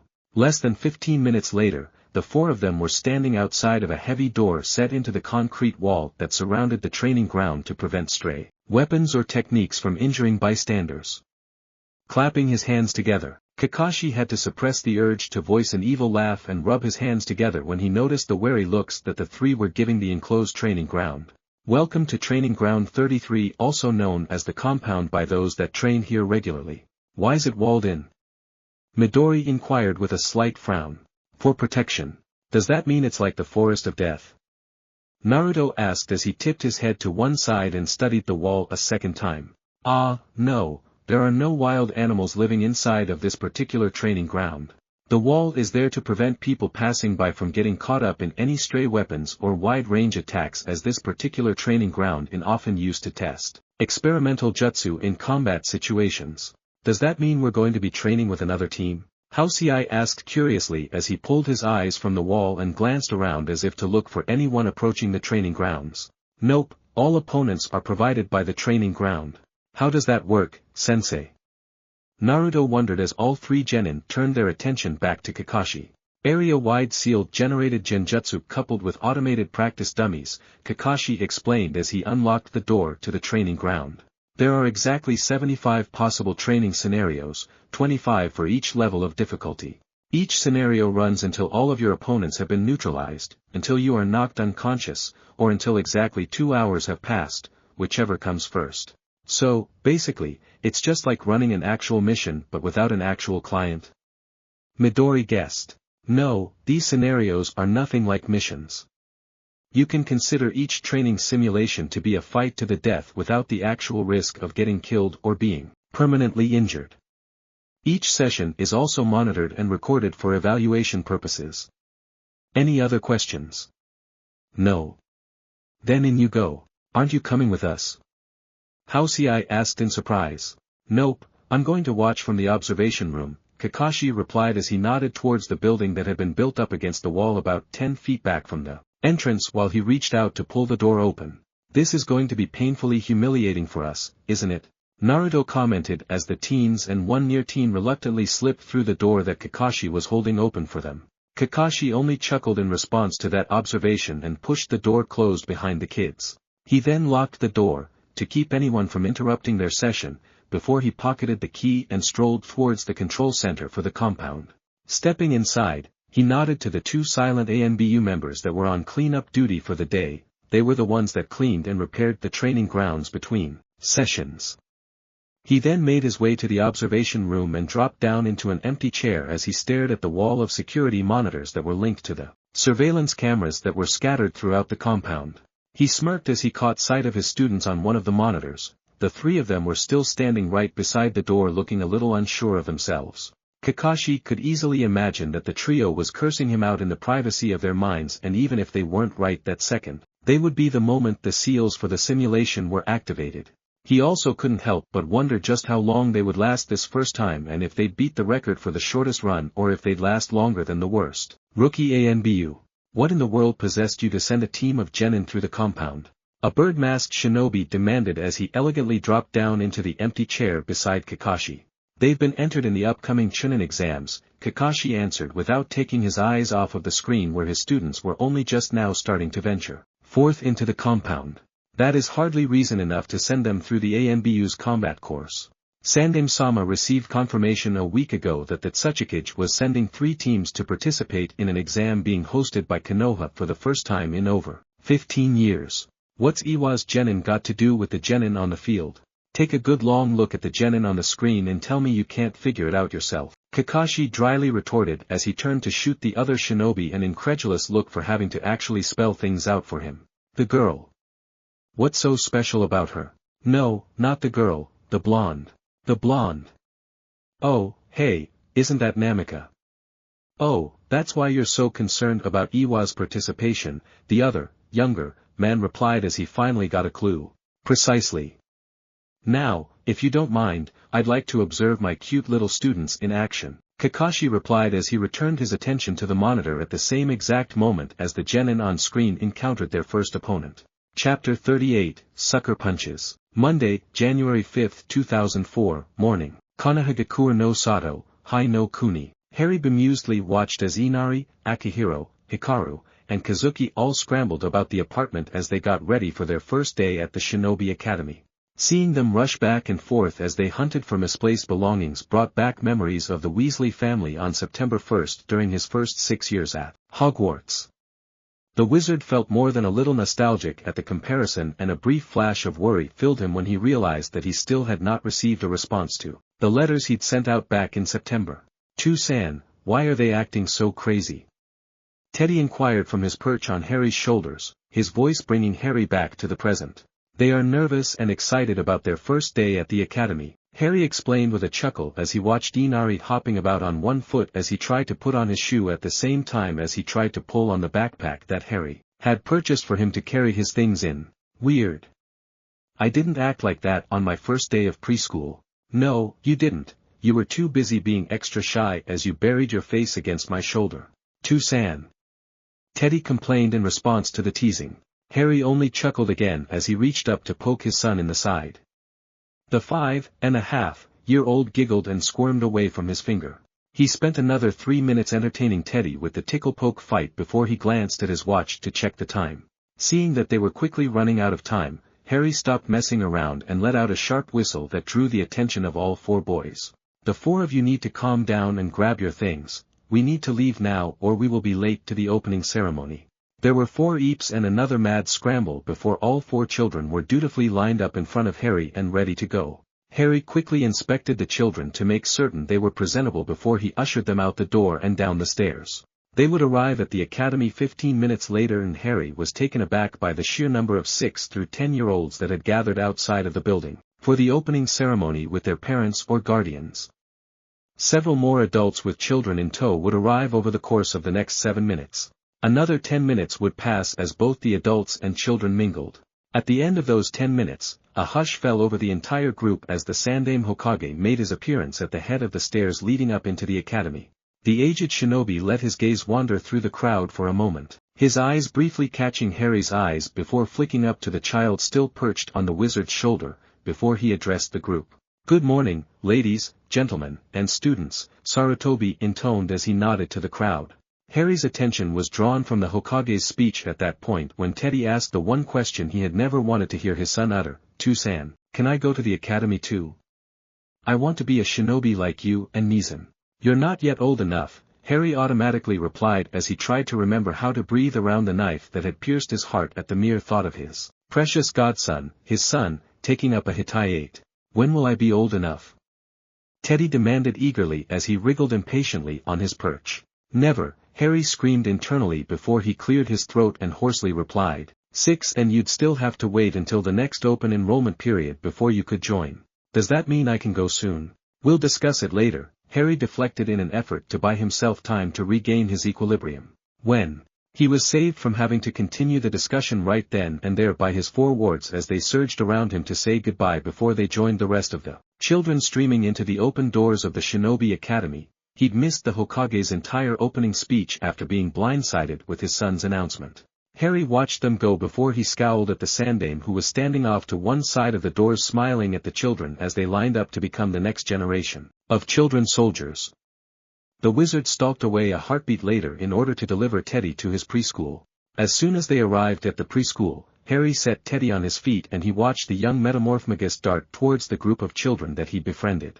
He kept his feet rooted to the ground as he watched his son greet his friends before joining in whatever game the children had been playing before he arrived, lest he give into the urge to destroy the academy. It wouldn't do attack the place while it was full of children.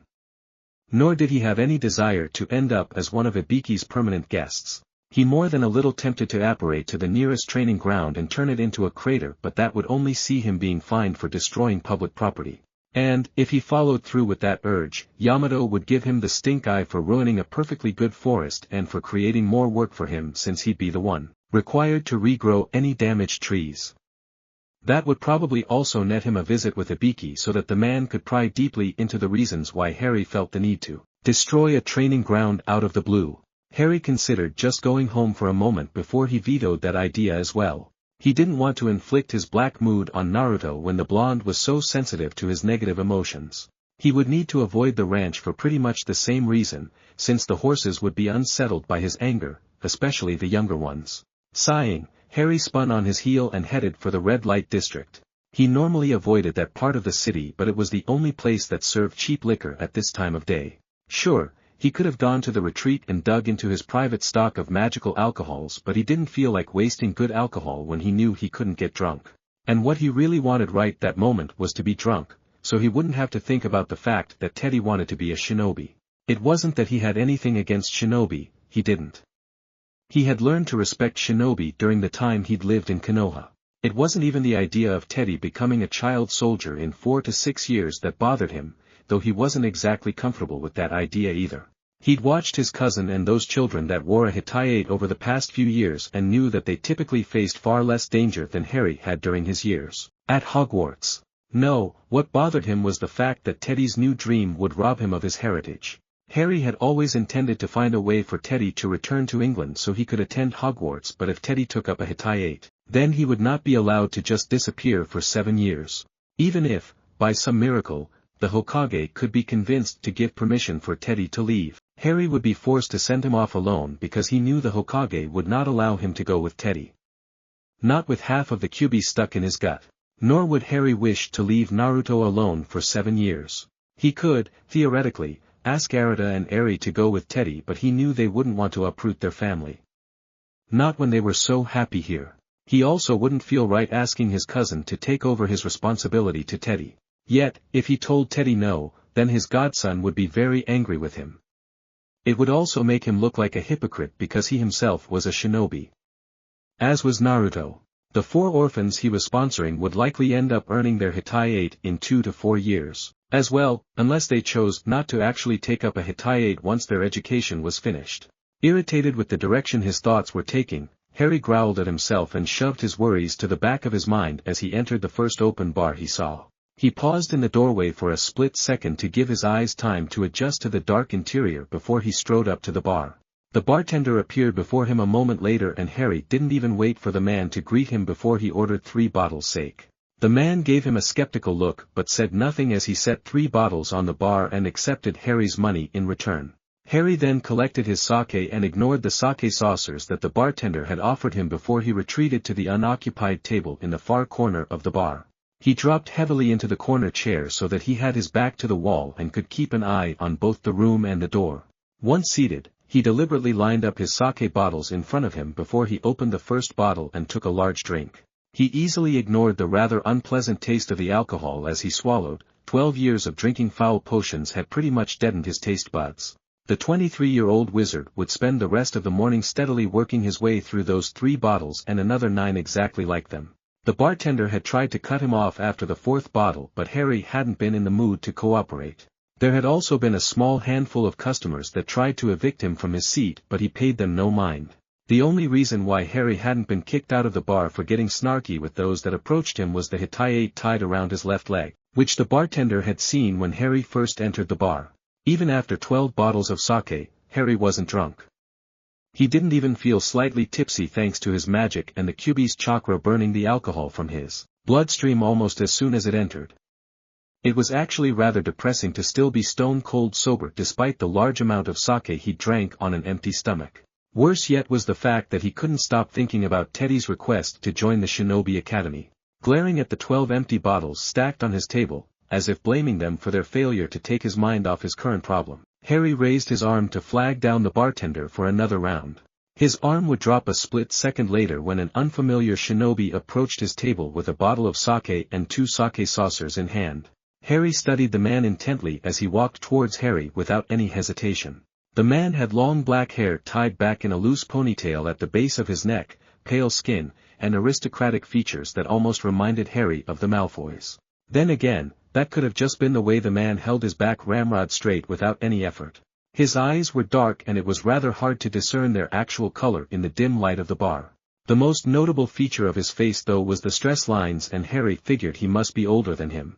Like most of the shinobi in the village, the man wore the standard shinobi uniform with a green flak jacket over top.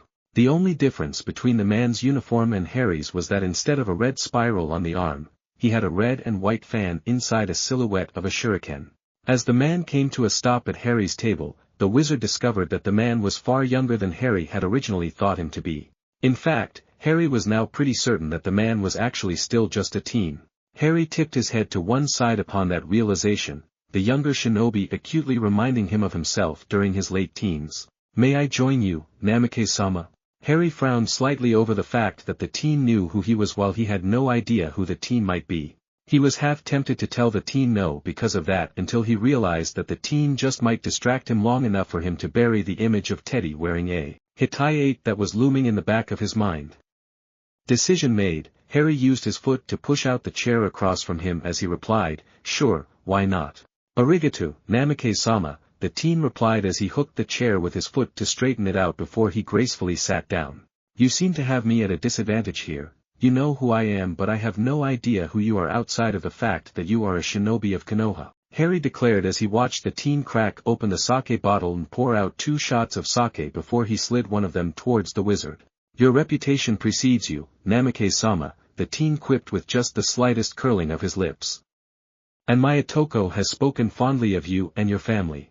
Ah, I suppose you're seeking a formal apology and potential restitution for a prank then," Harry mused as he ignored the saucer of sake sitting in front of him. "Shigo, I merely wish to meet the man that amused my Otoko. It has been years since the last time I heard my Otoko laugh so often and so freely," the teen countered before he gestured to the untouched sake in front of Harry. "The sake is not poisoned, I assure you." "Oh, I'm not worried about being poisoned. I'm just waiting for you to introduce yourself, since it would be rude of me to accept a drink when I still don't know your name." "You truly have no idea who I am?" "Not a single clue." "How odd," the teen murmured as he studied Harry for a moment. He then inclined his head and added, "My name is Uchiha Itachi and I am the head of the Uchiha clan and the newly elected captain of Konoha's military police force." "It's a pleasure to meet you, Uchiha-sama," Harry replied as he lifted the saucer of sake from the table and toasted the younger clan head before downing the entire shot. He then carefully set the empty saucer down on the table before he folded his arms on the table and leaned over them as he idly commented, "You know, I find it rather strange that you are the first and only Uchiha I've spoken to, at least that I am aware of, since I moved to Konoha just over 2 years ago. I would have been surprised if you had had contact with a member of my clan before now," Itachi stated on the heels of a small sip of sake. "Our numbers and our reputation are not what they once were. And yet, according to your earlier statement, I have amused your Otoko. He has merely observed you from a distance while performing his duties." "Ah," Harry murmured as he recalled his masked watchers from his first 18 months in the village. "That would certainly explain why your cousin hadn't introduced himself. On the other hand, it doesn't explain why the Uchiha clan as a whole has avoided the Namikaze wheelhouse. As I said earlier, your reputation precedes you, and to my everlasting embarrassment, my clan was amongst those who turned their back on the Yondame's legacy," Itachi revealed in a measured tone, and Harry frowned in confusion for a moment before he blanked his face of all emotion when he realized that the teen was referring to Naruto. Itachi inclined his head in response to Harry's change of expression before he continued, "We did not actively seek to harm him, but neither did we make any attempts to help him. We had been ordered, by my predecessor, to ignore him entirely." "Did your predecessor give you a reason for that order?" He feared that our clan would be accused of trying to control the Yondame's legacy. In the wake of the Kyuubi's attack, our clan had been accused of being responsible for the Kyuubi's rampage due to the abilities of our Dujitsu.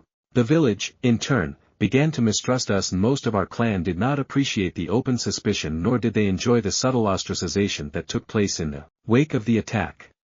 So we went out of our way to pretend that Uzumaki Naruto did not exist." Harry let out a snort of derision as he dryly quipped, "Most societies are made up of mindless sheep that are incapable of logical thought. The fact that a single Uchiha was responsible for unleashing the Kyuubi therefore means that the entire clan is responsible for the actions of a single man." Itachi's entire demeanor turned cold and stiff, and Harry suspected the teen had either misinterpreted Harry's comment or he'd felt insulted by the revelation that an Uchiha had been responsible for the Kyuubi's rampage. "So, you two seek to accuse us," Itachi flatly stated, and for the briefest moment, Harry thought he saw a flash of red in the teen's eyes accompanied by a small spike of chakra. "You know, I really dislike it when people put words in my mouth, Uchiha-sama," Harry lightly countered as he leaned back and signaled for the bartender to bring him another round of sake. "He will not bring you any more alcohol, you have had enough, Namikaze-san.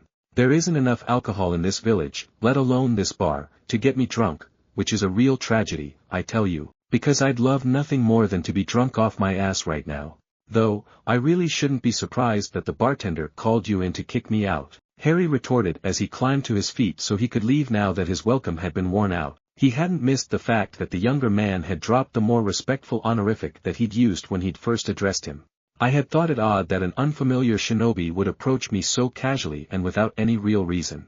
He took a moment to crack his back and stretch out his legs after sitting in an uncomfortable wooden chair for several hours before he offered his counterpart of the Uchiha clan a bow. If you'll excuse me, it appears that I will need to find another bar or, in the event that you've already spread the word to all of the bars in town and told them not to sell me anything, perhaps I should hit a couple of the local liquor marts and see if I can't buy me a bar's worth of sake instead. Harry then took 3 steps forward until he was standing beside Itachi's chair as he leaned down to quietly state, and for the record, Minato fought off Uchiha Madara before he dealt with the Kyuubi. Whether or not you still claim him as a member of your clan, you can't deny that he was born an Uchiha and that he both has the Sharingan and a history of using and controlling the fox in his attempts to destroy Konoha. That is not based upon guesswork, it is fact. Itachi sat frozen in his chair, but Harry couldn't even begin to guess what the teen was thinking, but he didn't particularly care so long as the teen wouldn't cause any trouble for his family. Message relayed, Harry began strolling towards the door intent on finding himself another source of cheap alcohol and a quiet place where his brooding was less likely to be interrupted by nosy, if well-meaning, civilians or on-duty police officers. Please do not leave yet, Itachi calmly requested before Harry had gone more than 2 steps, and Harry glanced back over his shoulder in time to see the teen stiffly climb to his feet. How do you know that? What proof do you have that he was there that night? Simple, Minato told me. The Yondaime is dead. Harry resisted the urge he felt to roll his eyes as he resumed walking, as he raised his voice to add, "So's his wife, but I've spoken to her as well and she was present that night too." He'd just stepped outside of the bar when he felt a hand land on his shoulder and he let out a soft sigh as he asked, "Something else I can help you with, Uchiha-sama? How is it possible for the living to speak with the dead or for the dead to attack the living? What makes you think any of the dead have attacked the living?" Harry countered with some confusion as he turned to face the younger man and at the same time absently pulled his shoulder free of the light hold. Uchiha Madara was killed by Senju Hashirama at the Valley of the End not long after Konoha was founded. Was his body brought back to Konoha as proof? Or was he buried in an unmarked grave? I do not know, that information was lost prior to my birth. Then there is a chance that he did not die at that time. There are hundreds of ways to fake death, after all. It is also possible that the Shodai Hokage cremated his body to prevent thieves from taking it. True, it is also possible that Madara's body was replaced with a clone at the last second if Madara had an accomplice working with him at the time. That is something I had not considered, and I am sure we could sit here all afternoon and share conspiracy theories, but I am far more curious as to how it is possible for the living to speak to the dead. I'm surprised you aren't already aware of that little trick of mine. I was certain that the rumor mill would have spread that one far and wide over the past 2 years. Are you referring to the prevalent belief that Minato-sama's shade follows you around like a lost pup? Itachi inquired as he skeptically glanced right and left as if searching for Minato's ghost. Actually, he's more inclined to following his son around like a lost puppy, Harry corrected with a soft snort. But for the most part, yes, you could say he's a bit of dead weight that I have to drag around with me, only he's a bit more useful and nowhere near as heavy. He's rather good at scouting and standing watch too, since walls are not an inconvenience for him, and his stealth skills as an invisible ghost are rather impressive. That was your worst pun yet, Itoko, Minato complained as he suddenly popped up beside Harry as if called, which he sort of had been since he could sense when Harry needed him through the connection they shared with the Kyuubi. Meh, I wasn't really trying. I'm not exactly in the best of moods at the moment, but I was attempting to be cordial to my contemporary here. Harry replied with a shrug of his shoulders as he watched Itachi try to break a genjutsu in response to Minato's sudden appearance. Contemporary. Oh, hello Itachi-kun, you've certainly grown up into a fine young man. How are you projecting an image of the Yondaime? Itachi demanded as his mouth curled down into a slight frown. I'm not a genjutsu, Itachi-kun, Minato informed the teen when Harry made no attempts to explain his presence. I'm a ghost. If you need proof that I'm both real and who I say I am, I'm certain I can think of something that no one else but you and I would know. Such as the time you stole a box of strawberry pocky from my pocket when Kushina and I visited your mother about 3 weeks before your brother was born. Pale pink dusted the younger clan head's cheeks in response to the teasing tone that Minato had used when revealing that the teen was a pocky thief, and he muttered, I was 5 and you weren't supposed to notice. You were 5, Minato agreed with a laugh, and the pocky was meant to be yours, which is why I never said anything when you liberated it from my pocket. Harry snorted in amusement at the chagrined look that passed over Itachi's face upon learning that he had not been as sneaky as he'd originally thought as a child. His mood abruptly plummeted when he recalled that Teddy was only 5 at the moment and that he wished to be a shinobi. Minato, Uchiha-sama wishes to hear about your fight with Madara 12 years ago, Harry abruptly stated as he turned away from the two of them. I'll leave you to answer his questions while I go make a second attempt to drown out reality in cheap sake. Nanny? Minato inquired in confusion. Namikaze-sama, it is unseemly for a shinobi of your station to continue disturbing the peace, Itachi chided as he once again grabbed Harry's shoulder with his hand. I haven't been disturbing the peace. I've had no less than 8 civilian complaints that state otherwise. Damn it, why in the hell did I have to end up in the one bar with a bleeding heart for a bartender? Harry rhetorically demanded as he threw a pouting glare in the direction of the bar he'd just exited. Look, regardless of the complaints you've gotten, the only thing I'm guilty of is wasting my money on inferior sake. I haven't gotten into any fights, I've not destroyed any property, and I've not committed any acts of public indecency. All I want is to be left alone to drink in peace in the hopes that alcohol content in my bloodstream might increase fast enough to negate my body's ability to filter it out. You're trying to get drunk. Are you out of your mind, Itoko? Chikushu, do you have any idea of just how much damage you could do if you lost control? Harry opened his mouth to tell his dead cousin to get a grip on himself, because it wasn't like Harry could actually get drunk enough to lose control, only to snap his mouth shut when a slightly irritated Yamato dropped down from the rooftops. Harry frowned at his Ticho, trying to think of why the man might be upset with him. The older man didn't bother waiting for him to figure it out on his own though. Where the hell have you been, Takeshi? Did you forget we had a mission this morning? Yamato demanded as he gave the Chunin an irritated glare. Kyuso, Harry cursed as he slapped a hand over his face. He had completely forgotten about the escort mission that Yamato had picked up for their team the previous evening. Suma-mason, Ticho, I completely forgot about the mission you picked up for us last night.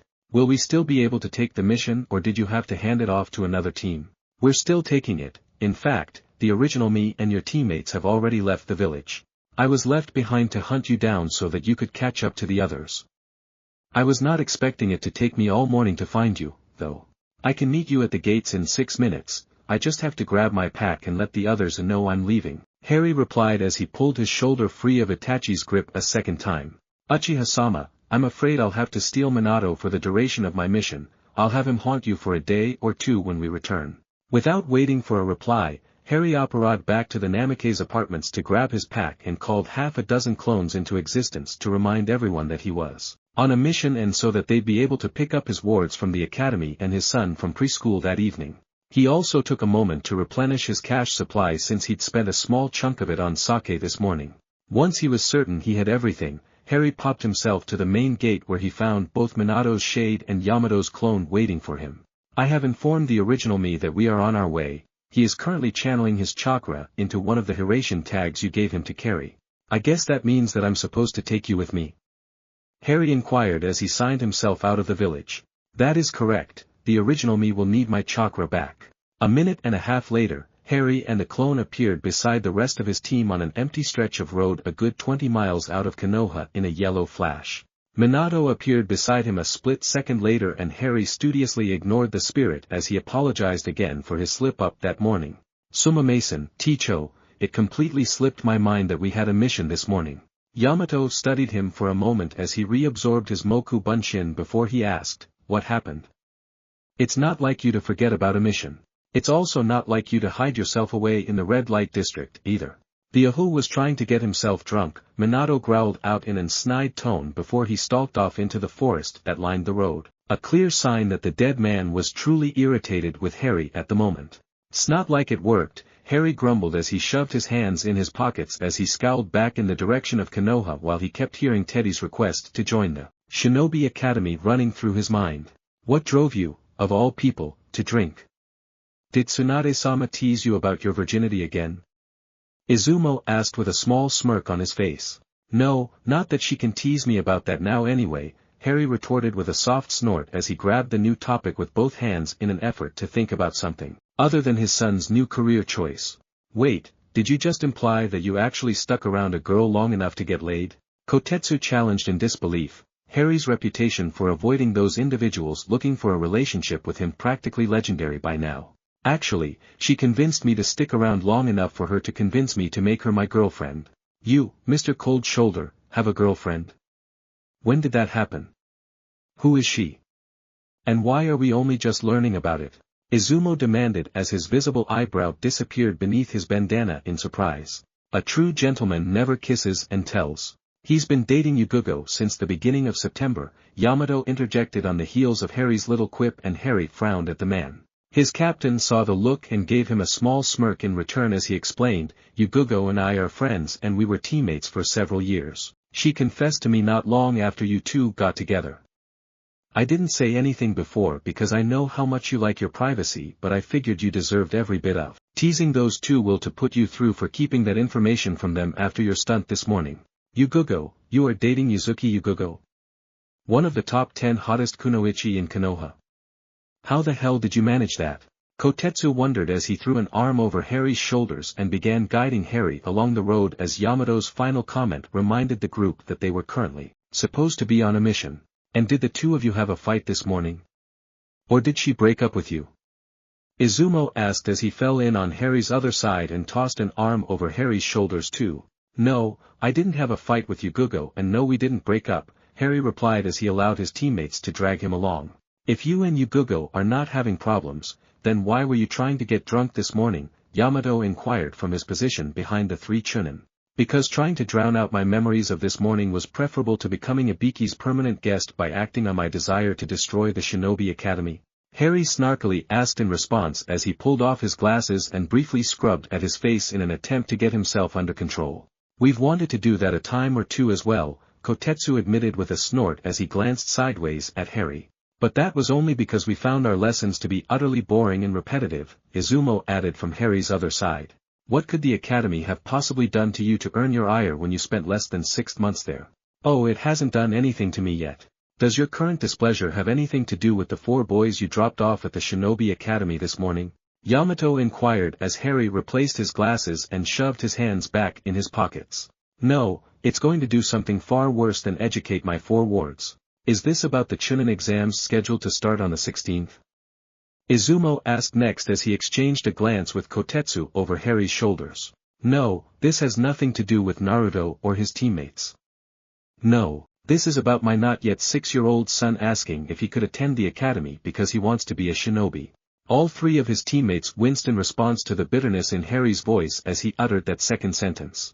His teammates were well aware of just how protective the green-eyed shinobi was of his son, and it didn't take a genius to figure out that Harry didn't want his son to be a shinobi. All 3 of them had not missed the fact that the preschool that Harry had enrolled Teddy into had not had any connections to the Shinobi Academy. And you know what the worst part is? Harry wearily asked as he ignored their reactions to his revelation. I can't tell him no because then I'd be a hypocrite and I would lose his respect. And the moment I allow him to enter the academy, I will have cost him his heritage because he will lose his only opportunity to attend his parents' school the moment he earns his hitayate. So, I'm damned if I do and damned if I don't. Why can't he do both? Kotetsu asked with some confusion.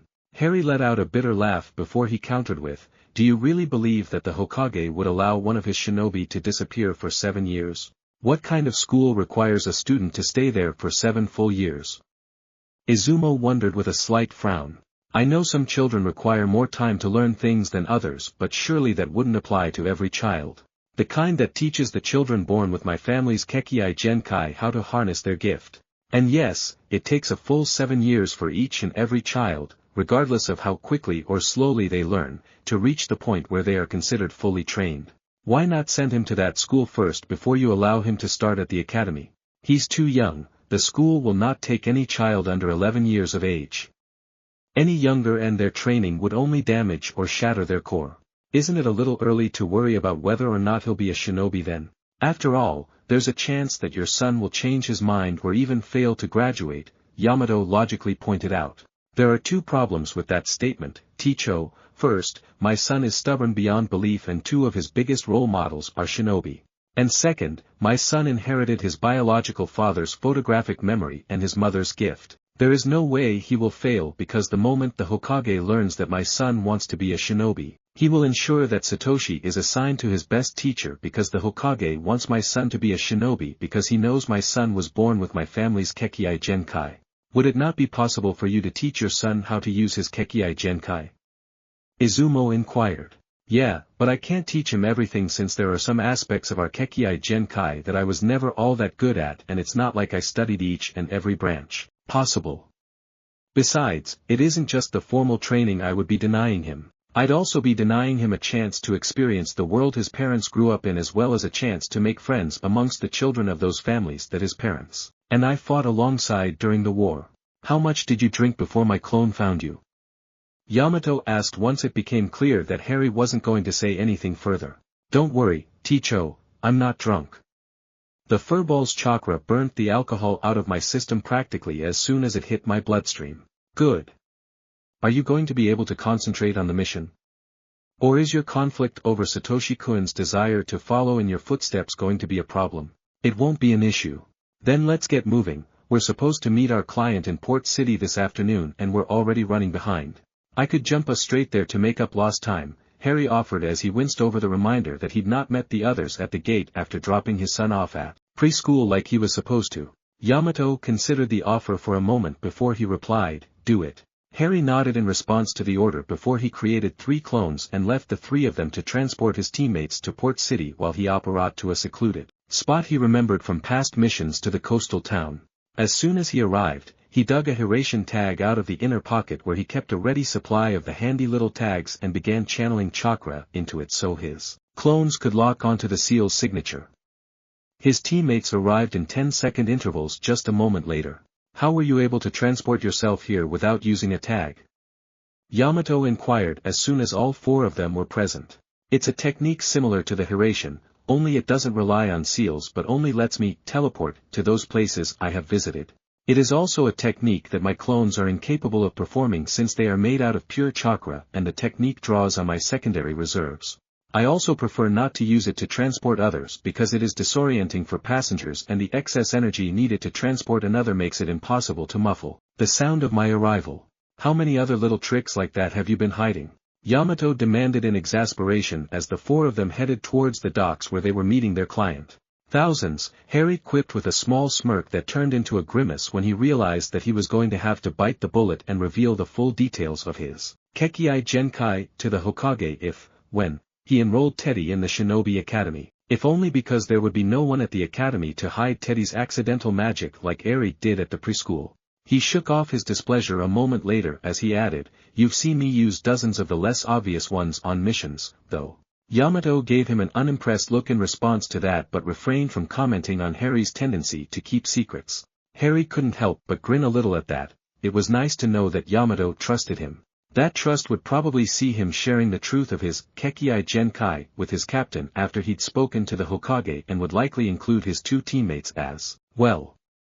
It helped that he'd grown to trust them after working with them for months, or years in Yamato's case. Letting out a soft sigh, Harry pushed all thoughts of magic and Teddy's wish to become a shinobi out of his mind so that he could focus on their mission to escort a traveling merchant to Konoha, one of a dozen such merchants that would be flocking to the village over the course of the next few weeks in order to take advantage of the Chunin exams to make a profit. Chapter 39, Family Matters. Monday, January 5, 2004, late morning. Konoha no Sato, Hai no Kuni. 19-year-old Uchiha Itachi stared at the spot where Namikaze Takeshi had been standing just seconds earlier before he blinked and shifted his gaze back to the yondaime shade that had remained behind. I'll come find you when I return, Itachi-kun. For now, I have to tag along on a mission with my idiot Otoko, Minato offered as he scowled off in the direction of the Namikaze wheelhouse. Before you leave, will you answer one question? If you make it quick, I'm limited in how far I can stray from my Otoko's side due to the bond we share. Did you truly face Uchiha Madara on the night of the Kyuubi attack? I did. At least, the man I fought claimed to be Uchiha Madara and he did have a fully matured Sharingan. Whether it was really him or if it was just an imposter claiming to be him, I couldn't say. I do know that my Otoko had been unable to call upon Madara's soul the few times that he tried, proof that Madara still walks amongst the living. I see, Itachi murmured as he felt a spike of unease fill him in response to that information. Far too many people would be more than willing to use that knowledge against him and his clan and he had no wish to see his family being shunned again when they'd only just managed to step out of the shadow of hate that had been aimed at them in the wake of the Kyuubi's attack. You need not fear that my Otoko will hold you and the other Uchiha responsible, He's not the kind of person to blame an entire family for the actions of a single person. Your cousin is but one man and he does not have enough political clout to protect the Uchiha clan from the inevitable backlash that the news of Madara's involvement in what happened 13 years ago will cause once word of his involvement gets out, Itachi matter-of-factly told the Shade as he scanned the immediate area for anyone attempting to eavesdrop on their conversation. Not even the Sandaime Hokage has the power to prevent the village as a whole from blaming the Uchiha once again. Maybe not, but you, as the head of the Uchiha clan, have the power to control how your clan responds to the renewed suspicion, and only you can decide if you're going to prove the people wrong by standing tall and showing them they have nothing to fear from your clan, or if you're going to break under the pressure and lead the clan to destruction by following in your late father's footsteps. Itachi minutely flinched in response to the Shade's casual mention of the Uchiha Civil War, as it had been named in the clan archives, that had taken place during the Purge, just a few years earlier. He still carried a considerable amount of guilt in his heart for the part he'd played in the deaths of more than half of his clan when he'd led those Uchiha who were loyal to Konoha against those that were loyal only to themselves.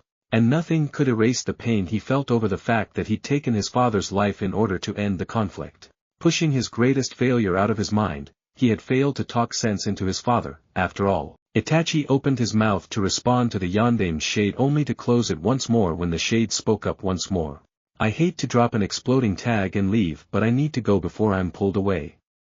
I will seek you out when I return so that we might finish this discussion, Itachi-kun. The Shade vanished a moment later and Itachi was left alone outside of the bar he'd just kicked his fellow clan head out of not more than 10 minutes earlier. After taking a moment to reorder his thoughts and regain control of his floundering emotions, not that anyone could tell that was what he was doing just by looking at him, Itachi resumed his assigned patrol through the red light district.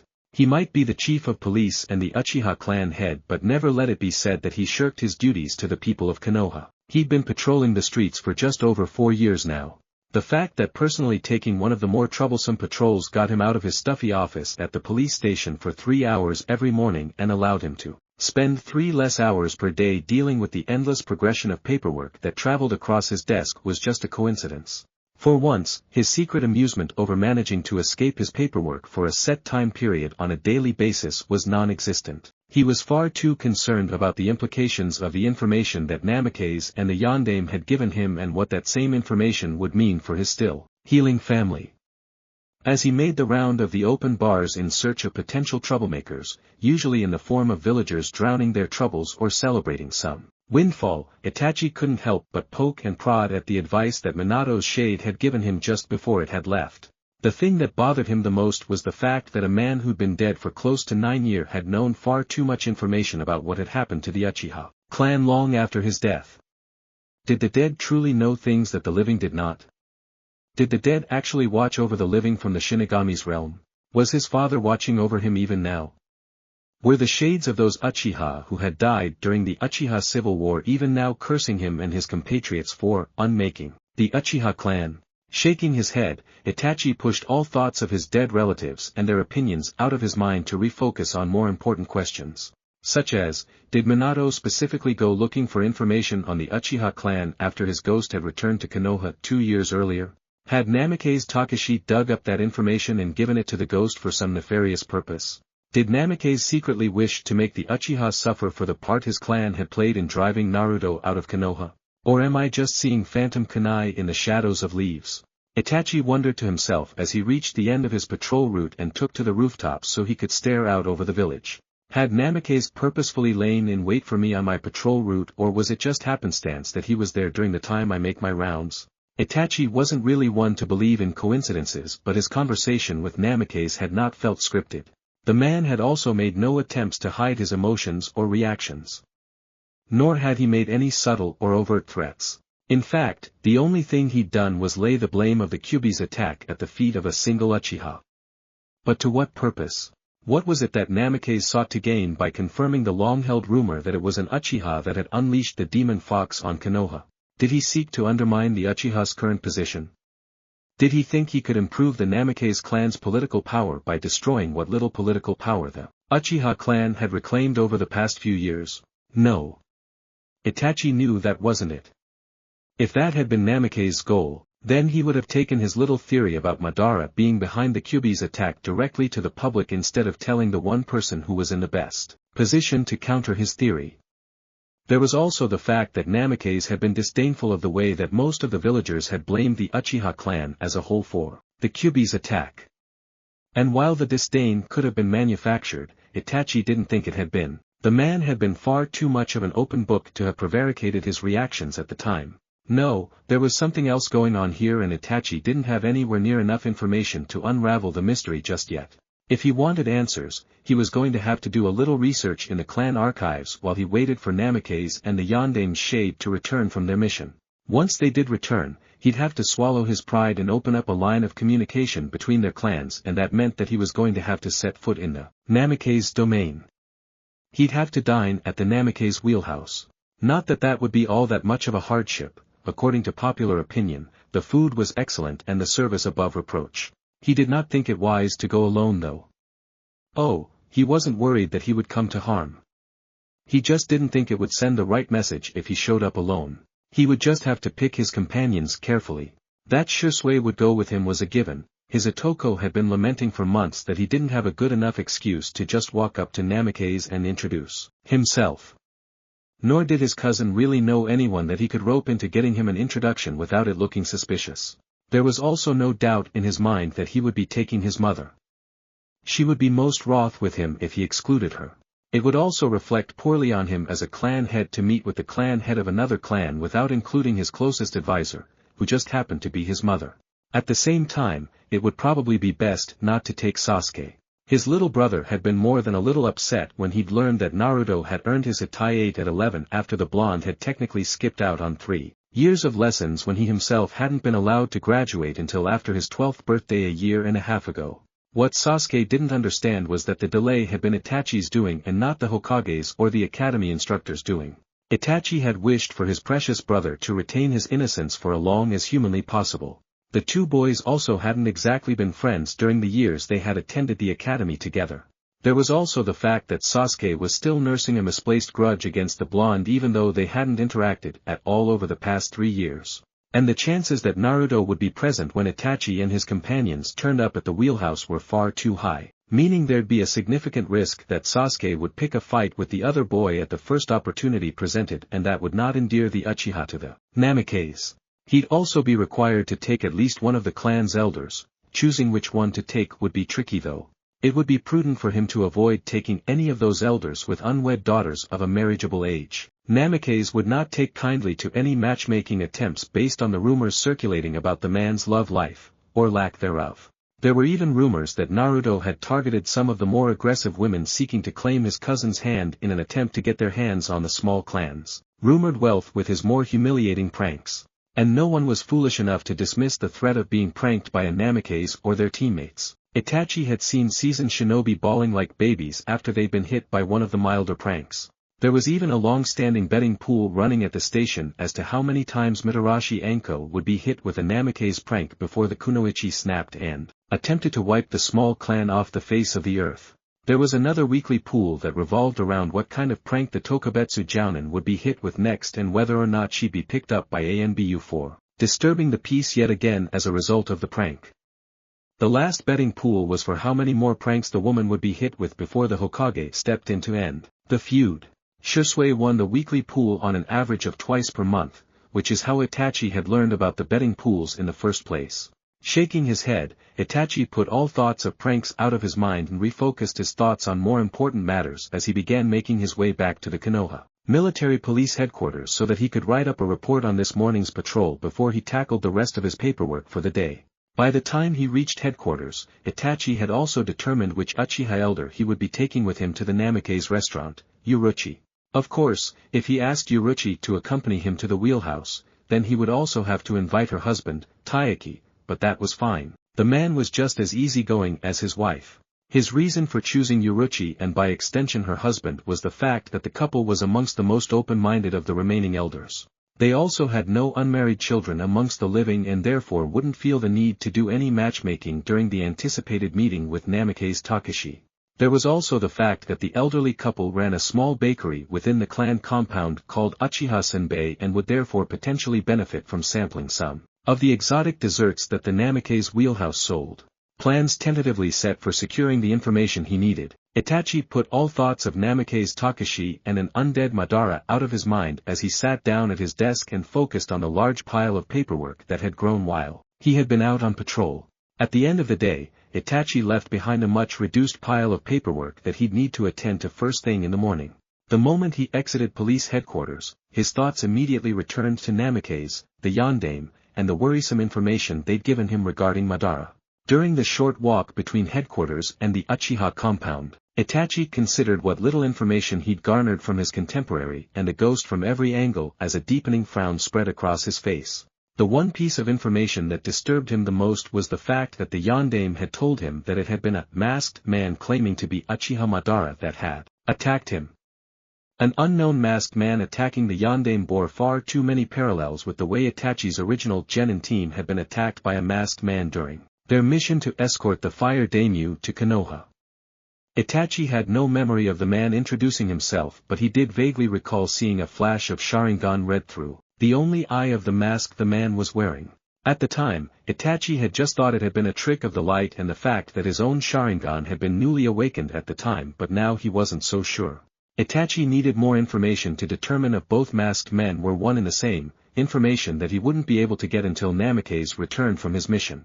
In the meantime, he thought it might be best to speak with his mother in order to get her opinion on what he'd just learned about the night the Kyuubi had attacked. He also needed to seek her advice on the best way to approach Namikaze once he returned, as he belatedly recalled the way his encounter with the man had ended on a less than positive note. He was at least thankful that it hadn't ended on a hostile note. Maybe it would help if he bought the man a bottle of sake. The thought of gifting his fellow clan head with a bottle of alcohol brought to mind the way Namikaze had repeatedly claimed he wasn't drunk. No, he'd gone so far as to claim that he couldn't get drunk. Itachi could admit that the man had behaved far more coherently and moved far more steadily than anyone else he knew that had consumed even a quarter of the alcohol that Namikaze had purportedly drunk over the course of the morning. There had been 12 empty sake bottles lined up in front of the man. So, why hadn't the man been drunk? And why had the yondaime's ghost been so horrified by the mere possibility of Namikaze being drunk? It wasn't that Itachi didn't believe it was possible for a drunken shinobi to be a threat. He'd seen firsthand the kind of damage a drunken shinobi could cause. Yet a single drunken shinobi was not exactly something to fear. Not unless you were a civilian incapable of defending yourself. And yet, the yondaime's ghost had strongly implied that Namikaze getting drunk would be an unmitigated disaster. Why? What was it about Namikaze that could possibly make a dead man fear what would happen if he should lose control while drunk? The only possible answer that came to mind was the possibility that Namikaze was a natural Suiken user, since it was common knowledge that the Namikaze clan did not have a Kekkei Genkai. Itachi shelved that rather intriguing mystery the moment he stepped through his front door. He had more important things to focus on for the moment, such as greeting his moody little brother. Thursday, January 8, 2004, late afternoon. Konoha no Sato, Hai no Kuni. After guiding their client to the market district, Team Yamato bid the merchant good day and headed to the Hokage's tower to report the successful completion of their mission. As they reached the Hokage's compound, Harry's mood soured when he caught a glimpse of the Shinobi Academy and was reminded of his son's desire to join said academy so that he could be trained as a shinobi. Harry shot the building in question a dark look, as if to blame it for enticing his son away from the civilian lifestyle he'd been trying to steer his son down, before he abruptly turned away. "Do I need to seek out Ibiki and warn him of your impending stupidity, Itoko?" Minato inquired in a tone that was just a hair shy of scathing. The ghost was still upset over the fact that Harry had sought to drown his troubles in a bottle back on Monday morning. "Don't you have an Uchiha to haunt, Minato?" Harry bluntly countered as he shot the dead blonde an annoyed glare in response to his threat. Minato scowled at him in return for nearly a full minute before he disappeared. Harry nearly sighed in relief.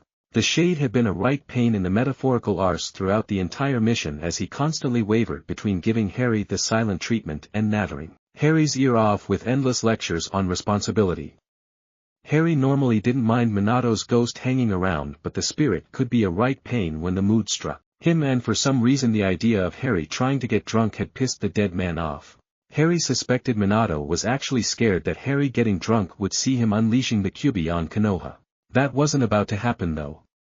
As a high-level mage, The amount of free-flowing magic in his veins had made it exceedingly difficult to get drunk due to how quickly his magic filtered the alcohol out of his bloodstream. Since he'd had half of the Kyuubi shoved inside of him, his magic-driven high tolerance for alcohol had essentially been converted into an immunity to alcohol, and most poisons. That was because the Kyuubi's chakra circulating through his system treated alcohol like a poison and therefore filtered the stuff out of his blood without so much as a by your leave. It wasn't a situation that many magicals needed to worry about since so few magicals actually reached mage level. Nor did many ever have chakra monsters shoved into their guts. Harry normally wasn't bothered by the fact that he was incapable of getting drunk. It wasn't like he'd ever been much of a drinker in the first place. It was just annoying that he couldn't turn his artificial immunity off on the rare occasions when he actually wanted to be drunk. Though, he logically knew that it was probably a good thing that he couldn't get drunk considering how destructive he could be if he lost control of his magic. That wasn't even touching on his more destructive shinobi skills. Like it or not, Harry was a far more dangerous weapon now than he had been when he'd faced Voldemort. At the same time, Harry was in far more control of himself, most especially of his emotions, than he had been back when he'd faced Voldemort. He'd also thought himself to have grown more level-headed since the Battle of Hogwarts, but apparently he was still very much a reactionary type guy when it came to any perceived threats to his family. And while Teddy's desire to be a shinobi wasn't a threat, per se, that didn't make his son's newfound aspiration any more palatable to the green-eyed Chunin. As they reached the Hokage's office, Harry shelved his inner turmoil and buried his irritated frustration over Teddy's newfound desire to follow in his footsteps. He then spent the entirety of their debriefing scowling at the floor in order to avoid making eye contact with the Hokage lest he snap and snarl at the Sandaime for no reason. The moment they were dismissed, Harry was the first one out the door in order to reduce the chances that the Hokage might hold him back to either address his current moodiness or take him to task if he'd heard about his lapse in judgment on Monday. His already bad mood would plummet further when he found himself face to face with Ibiki the moment he exited the Hokage's tower, and he snarled out and annoyed, "I swear to Merlin, if he wasn't already dead, I'd kill Minato for being so damn anal retentive about my one and only attempt to get drunk since having the damn furball stuffed inside of me." Ibiki arched his eyebrow and gave him a funny look in response to both his use of English and the obvious irritation that had been in his voice before he turned away from Harry to address the jounin behind him, Yamato, due to a few last-minute scheduling changes and the sheer number of genin teams that have confirmed their entries. "I'm stealing all 3 of your subordinates for the duration of the Chunin exams." "Sweet, it's always fun to torment a bunch of overconfident genin," Kotetsu crowed while Harry was trying to process the fact that it apparently hadn't been his dead cousin who'd sicked Ibiki on him. "When did you want them?" Yamato inquired, and Harry half frowned in response to the fact that their Ticho hadn't even made a token protest about the other man laying claim to the 3 of them for an entire month. "Now, unless you have any objections." "I have no objections, though we did just come off an escort mission." All 4 older men immediately turned to Harry, and the wizard twitched in irritation over the fact that they all expected him to be the one to object to being dragged off for more work right after they'd barely just returned to the village. Under normal circumstances, Harry probably would be upset, but he wasn't yet ready to face his son since he had no desire to be pestered by Teddy over the matter of his enrollment in the Shinobi Academy when he hadn't yet come to grips with his son's interest in becoming a shinobi. Harry shot them an unimpressed look in return before he strode away from them. Ibiki fell into step beside him a split second later while Kotetsu and Izumo scrambled after them, and Yamato shunshined out of the courtyard without a word. As they exited the Hokage's compound and headed in the direction of the T&I facility, Harry studiously ignored the sidelong glances that Ibiki kept sending his way. He also ignored the commentary from the peanut gallery behind him, if only because he had no interest in just how many active betting pools there were about his current love life. Bad enough Lee and the twins had run multiple ones throughout his Hogwarts career. "How long do you intend to give me the silent treatment for tapping your team for the exams?" Ibiki inquired when they were roughly halfway to their destination, and Harry just shrugged in reply. He wasn't ready to explain that his moodiness had nothing to do with Ibiki conscripting them for the Chunin exams.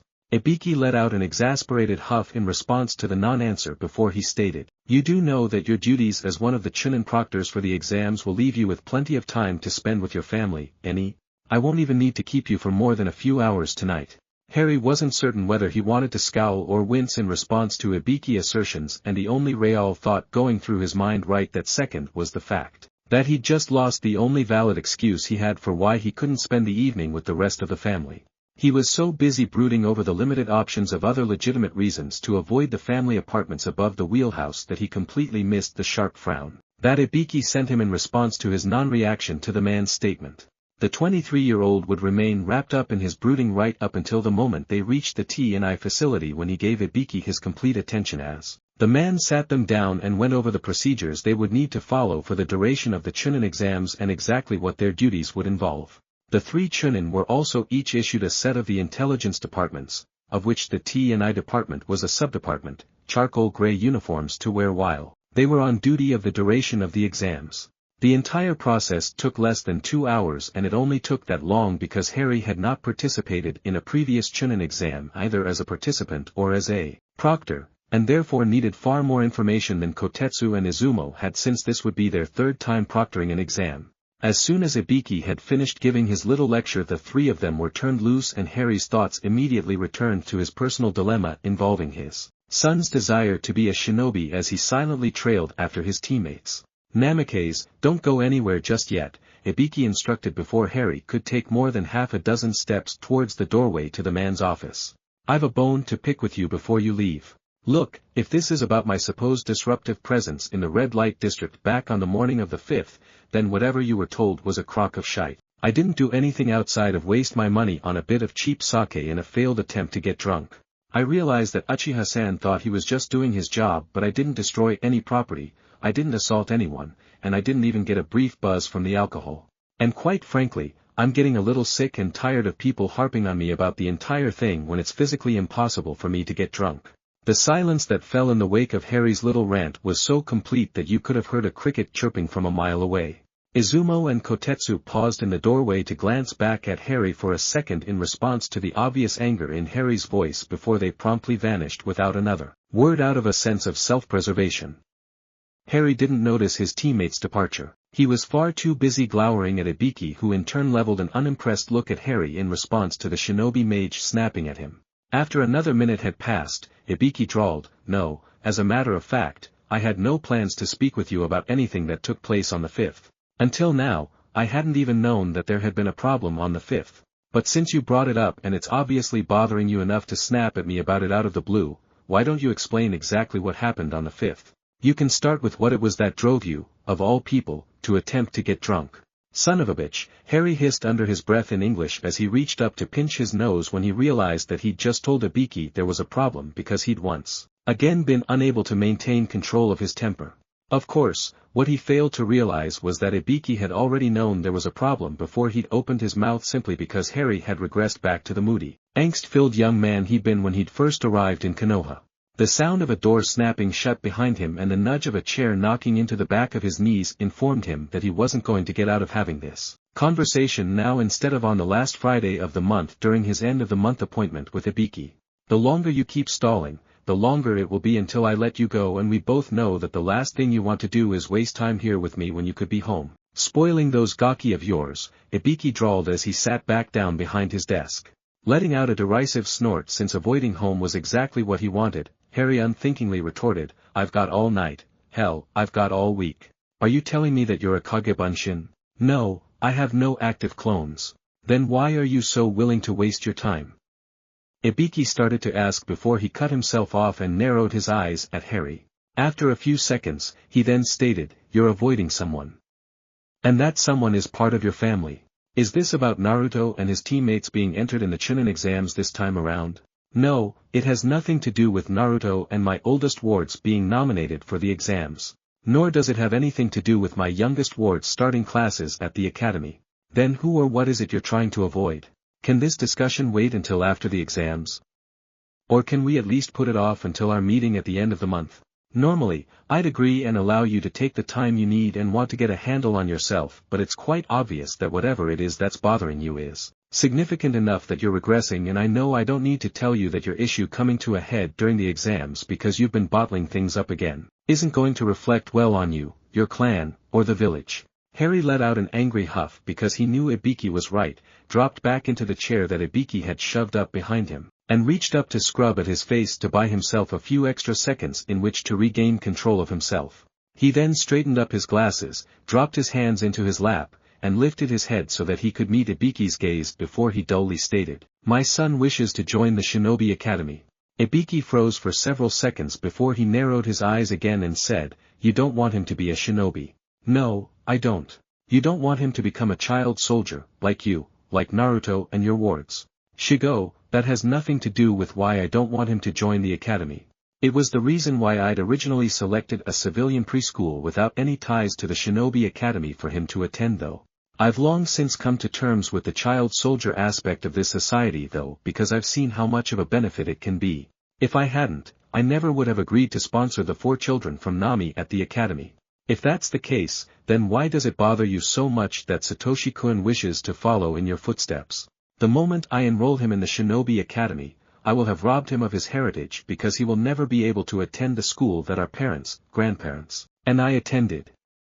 And before you even ask, no, I can't send him to that school before he goes to the academy because he'll be too young and he won't be able to go after he graduates from the academy because the Hokage isn't going to allow one of his shinobi to disappear for 7 years just so he can complete an alternate education.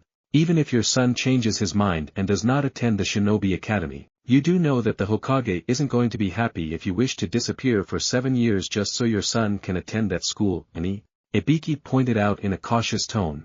That wouldn't have been an issue. I still have friends on the outside who are more than willing to take my son in for the duration of his education. I'd made arrangements with them to do just that long before we set foot in the elemental nations because I'd known going in that once I accepted a Hitae, my freedom would be limited, just nowhere near as limited as they would have been as a mere civilian or a businessman. Aside from the tradition aspect of your family attending the school you mentioned, why is it so important for your son to attend that particular school? Harry hesitated for a split second before he replied, that school is where we are taught how to use our Kekkei Genkai and it takes the full 7 years for us to learn proper control as well as teach us which aspects of our Kekkei Genkai we are more suited towards since each person born with our ability is born with different affinities and strengths.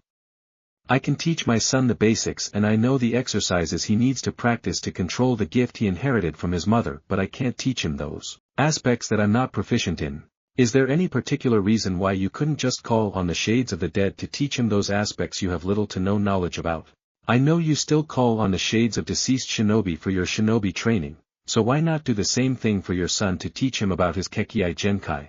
Yeah, I could call on the dead to help teach him but his education and training is only a small part of the issue. It's the fact that I'd be denying him his heritage and a chance to experience the wonders that society holds, including a chance to get to know the children of my old friends. It's also possible that the ministry would deny him his inheritance if he does not attend that school.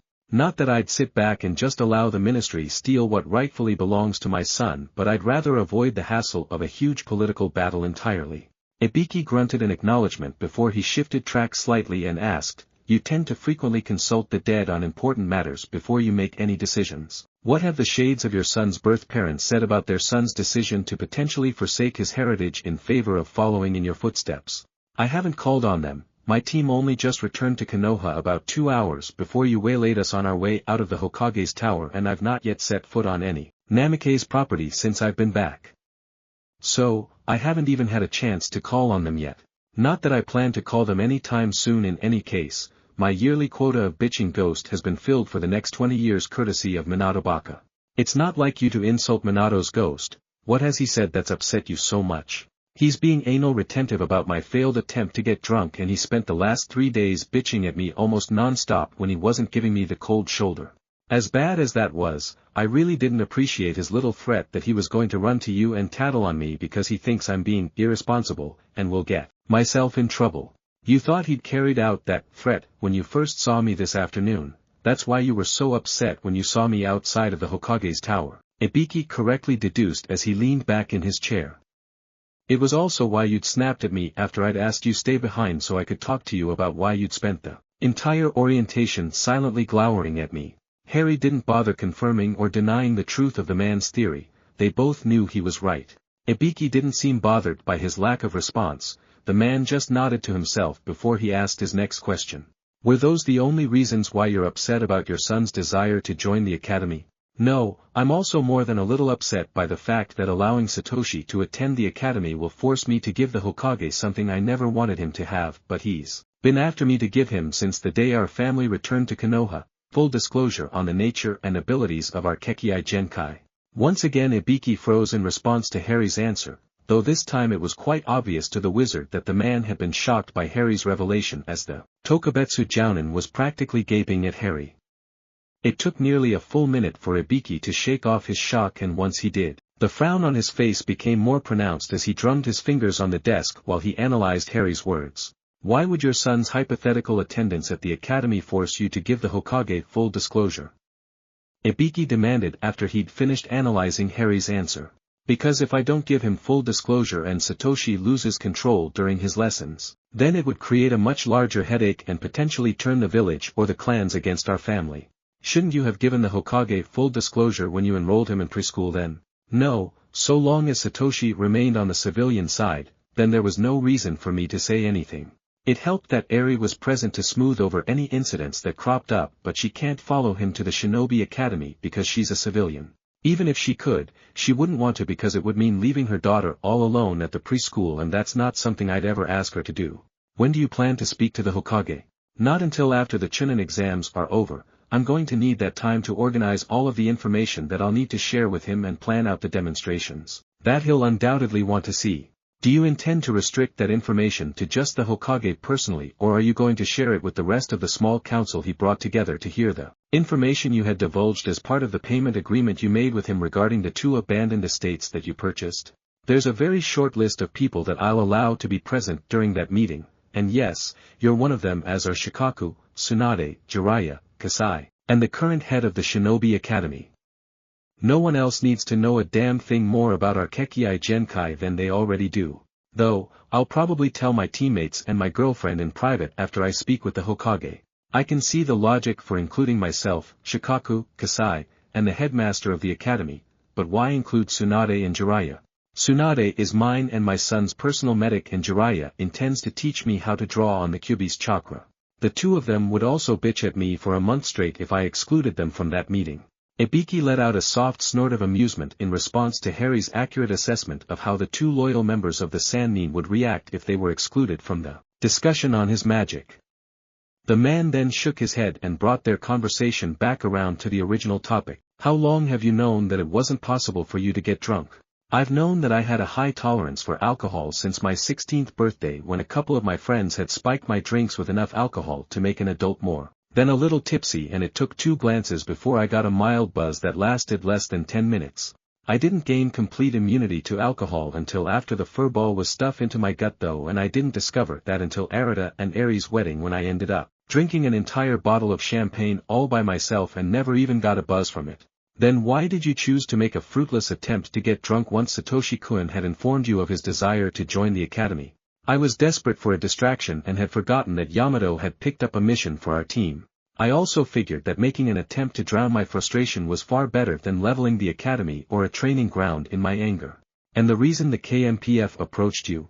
Apparently, I'd chosen the wrong dive to not get drunk in because the bartender working that morning called Uchiha Itachi in to kick me out after I'd finished off my 12th bottle of sake.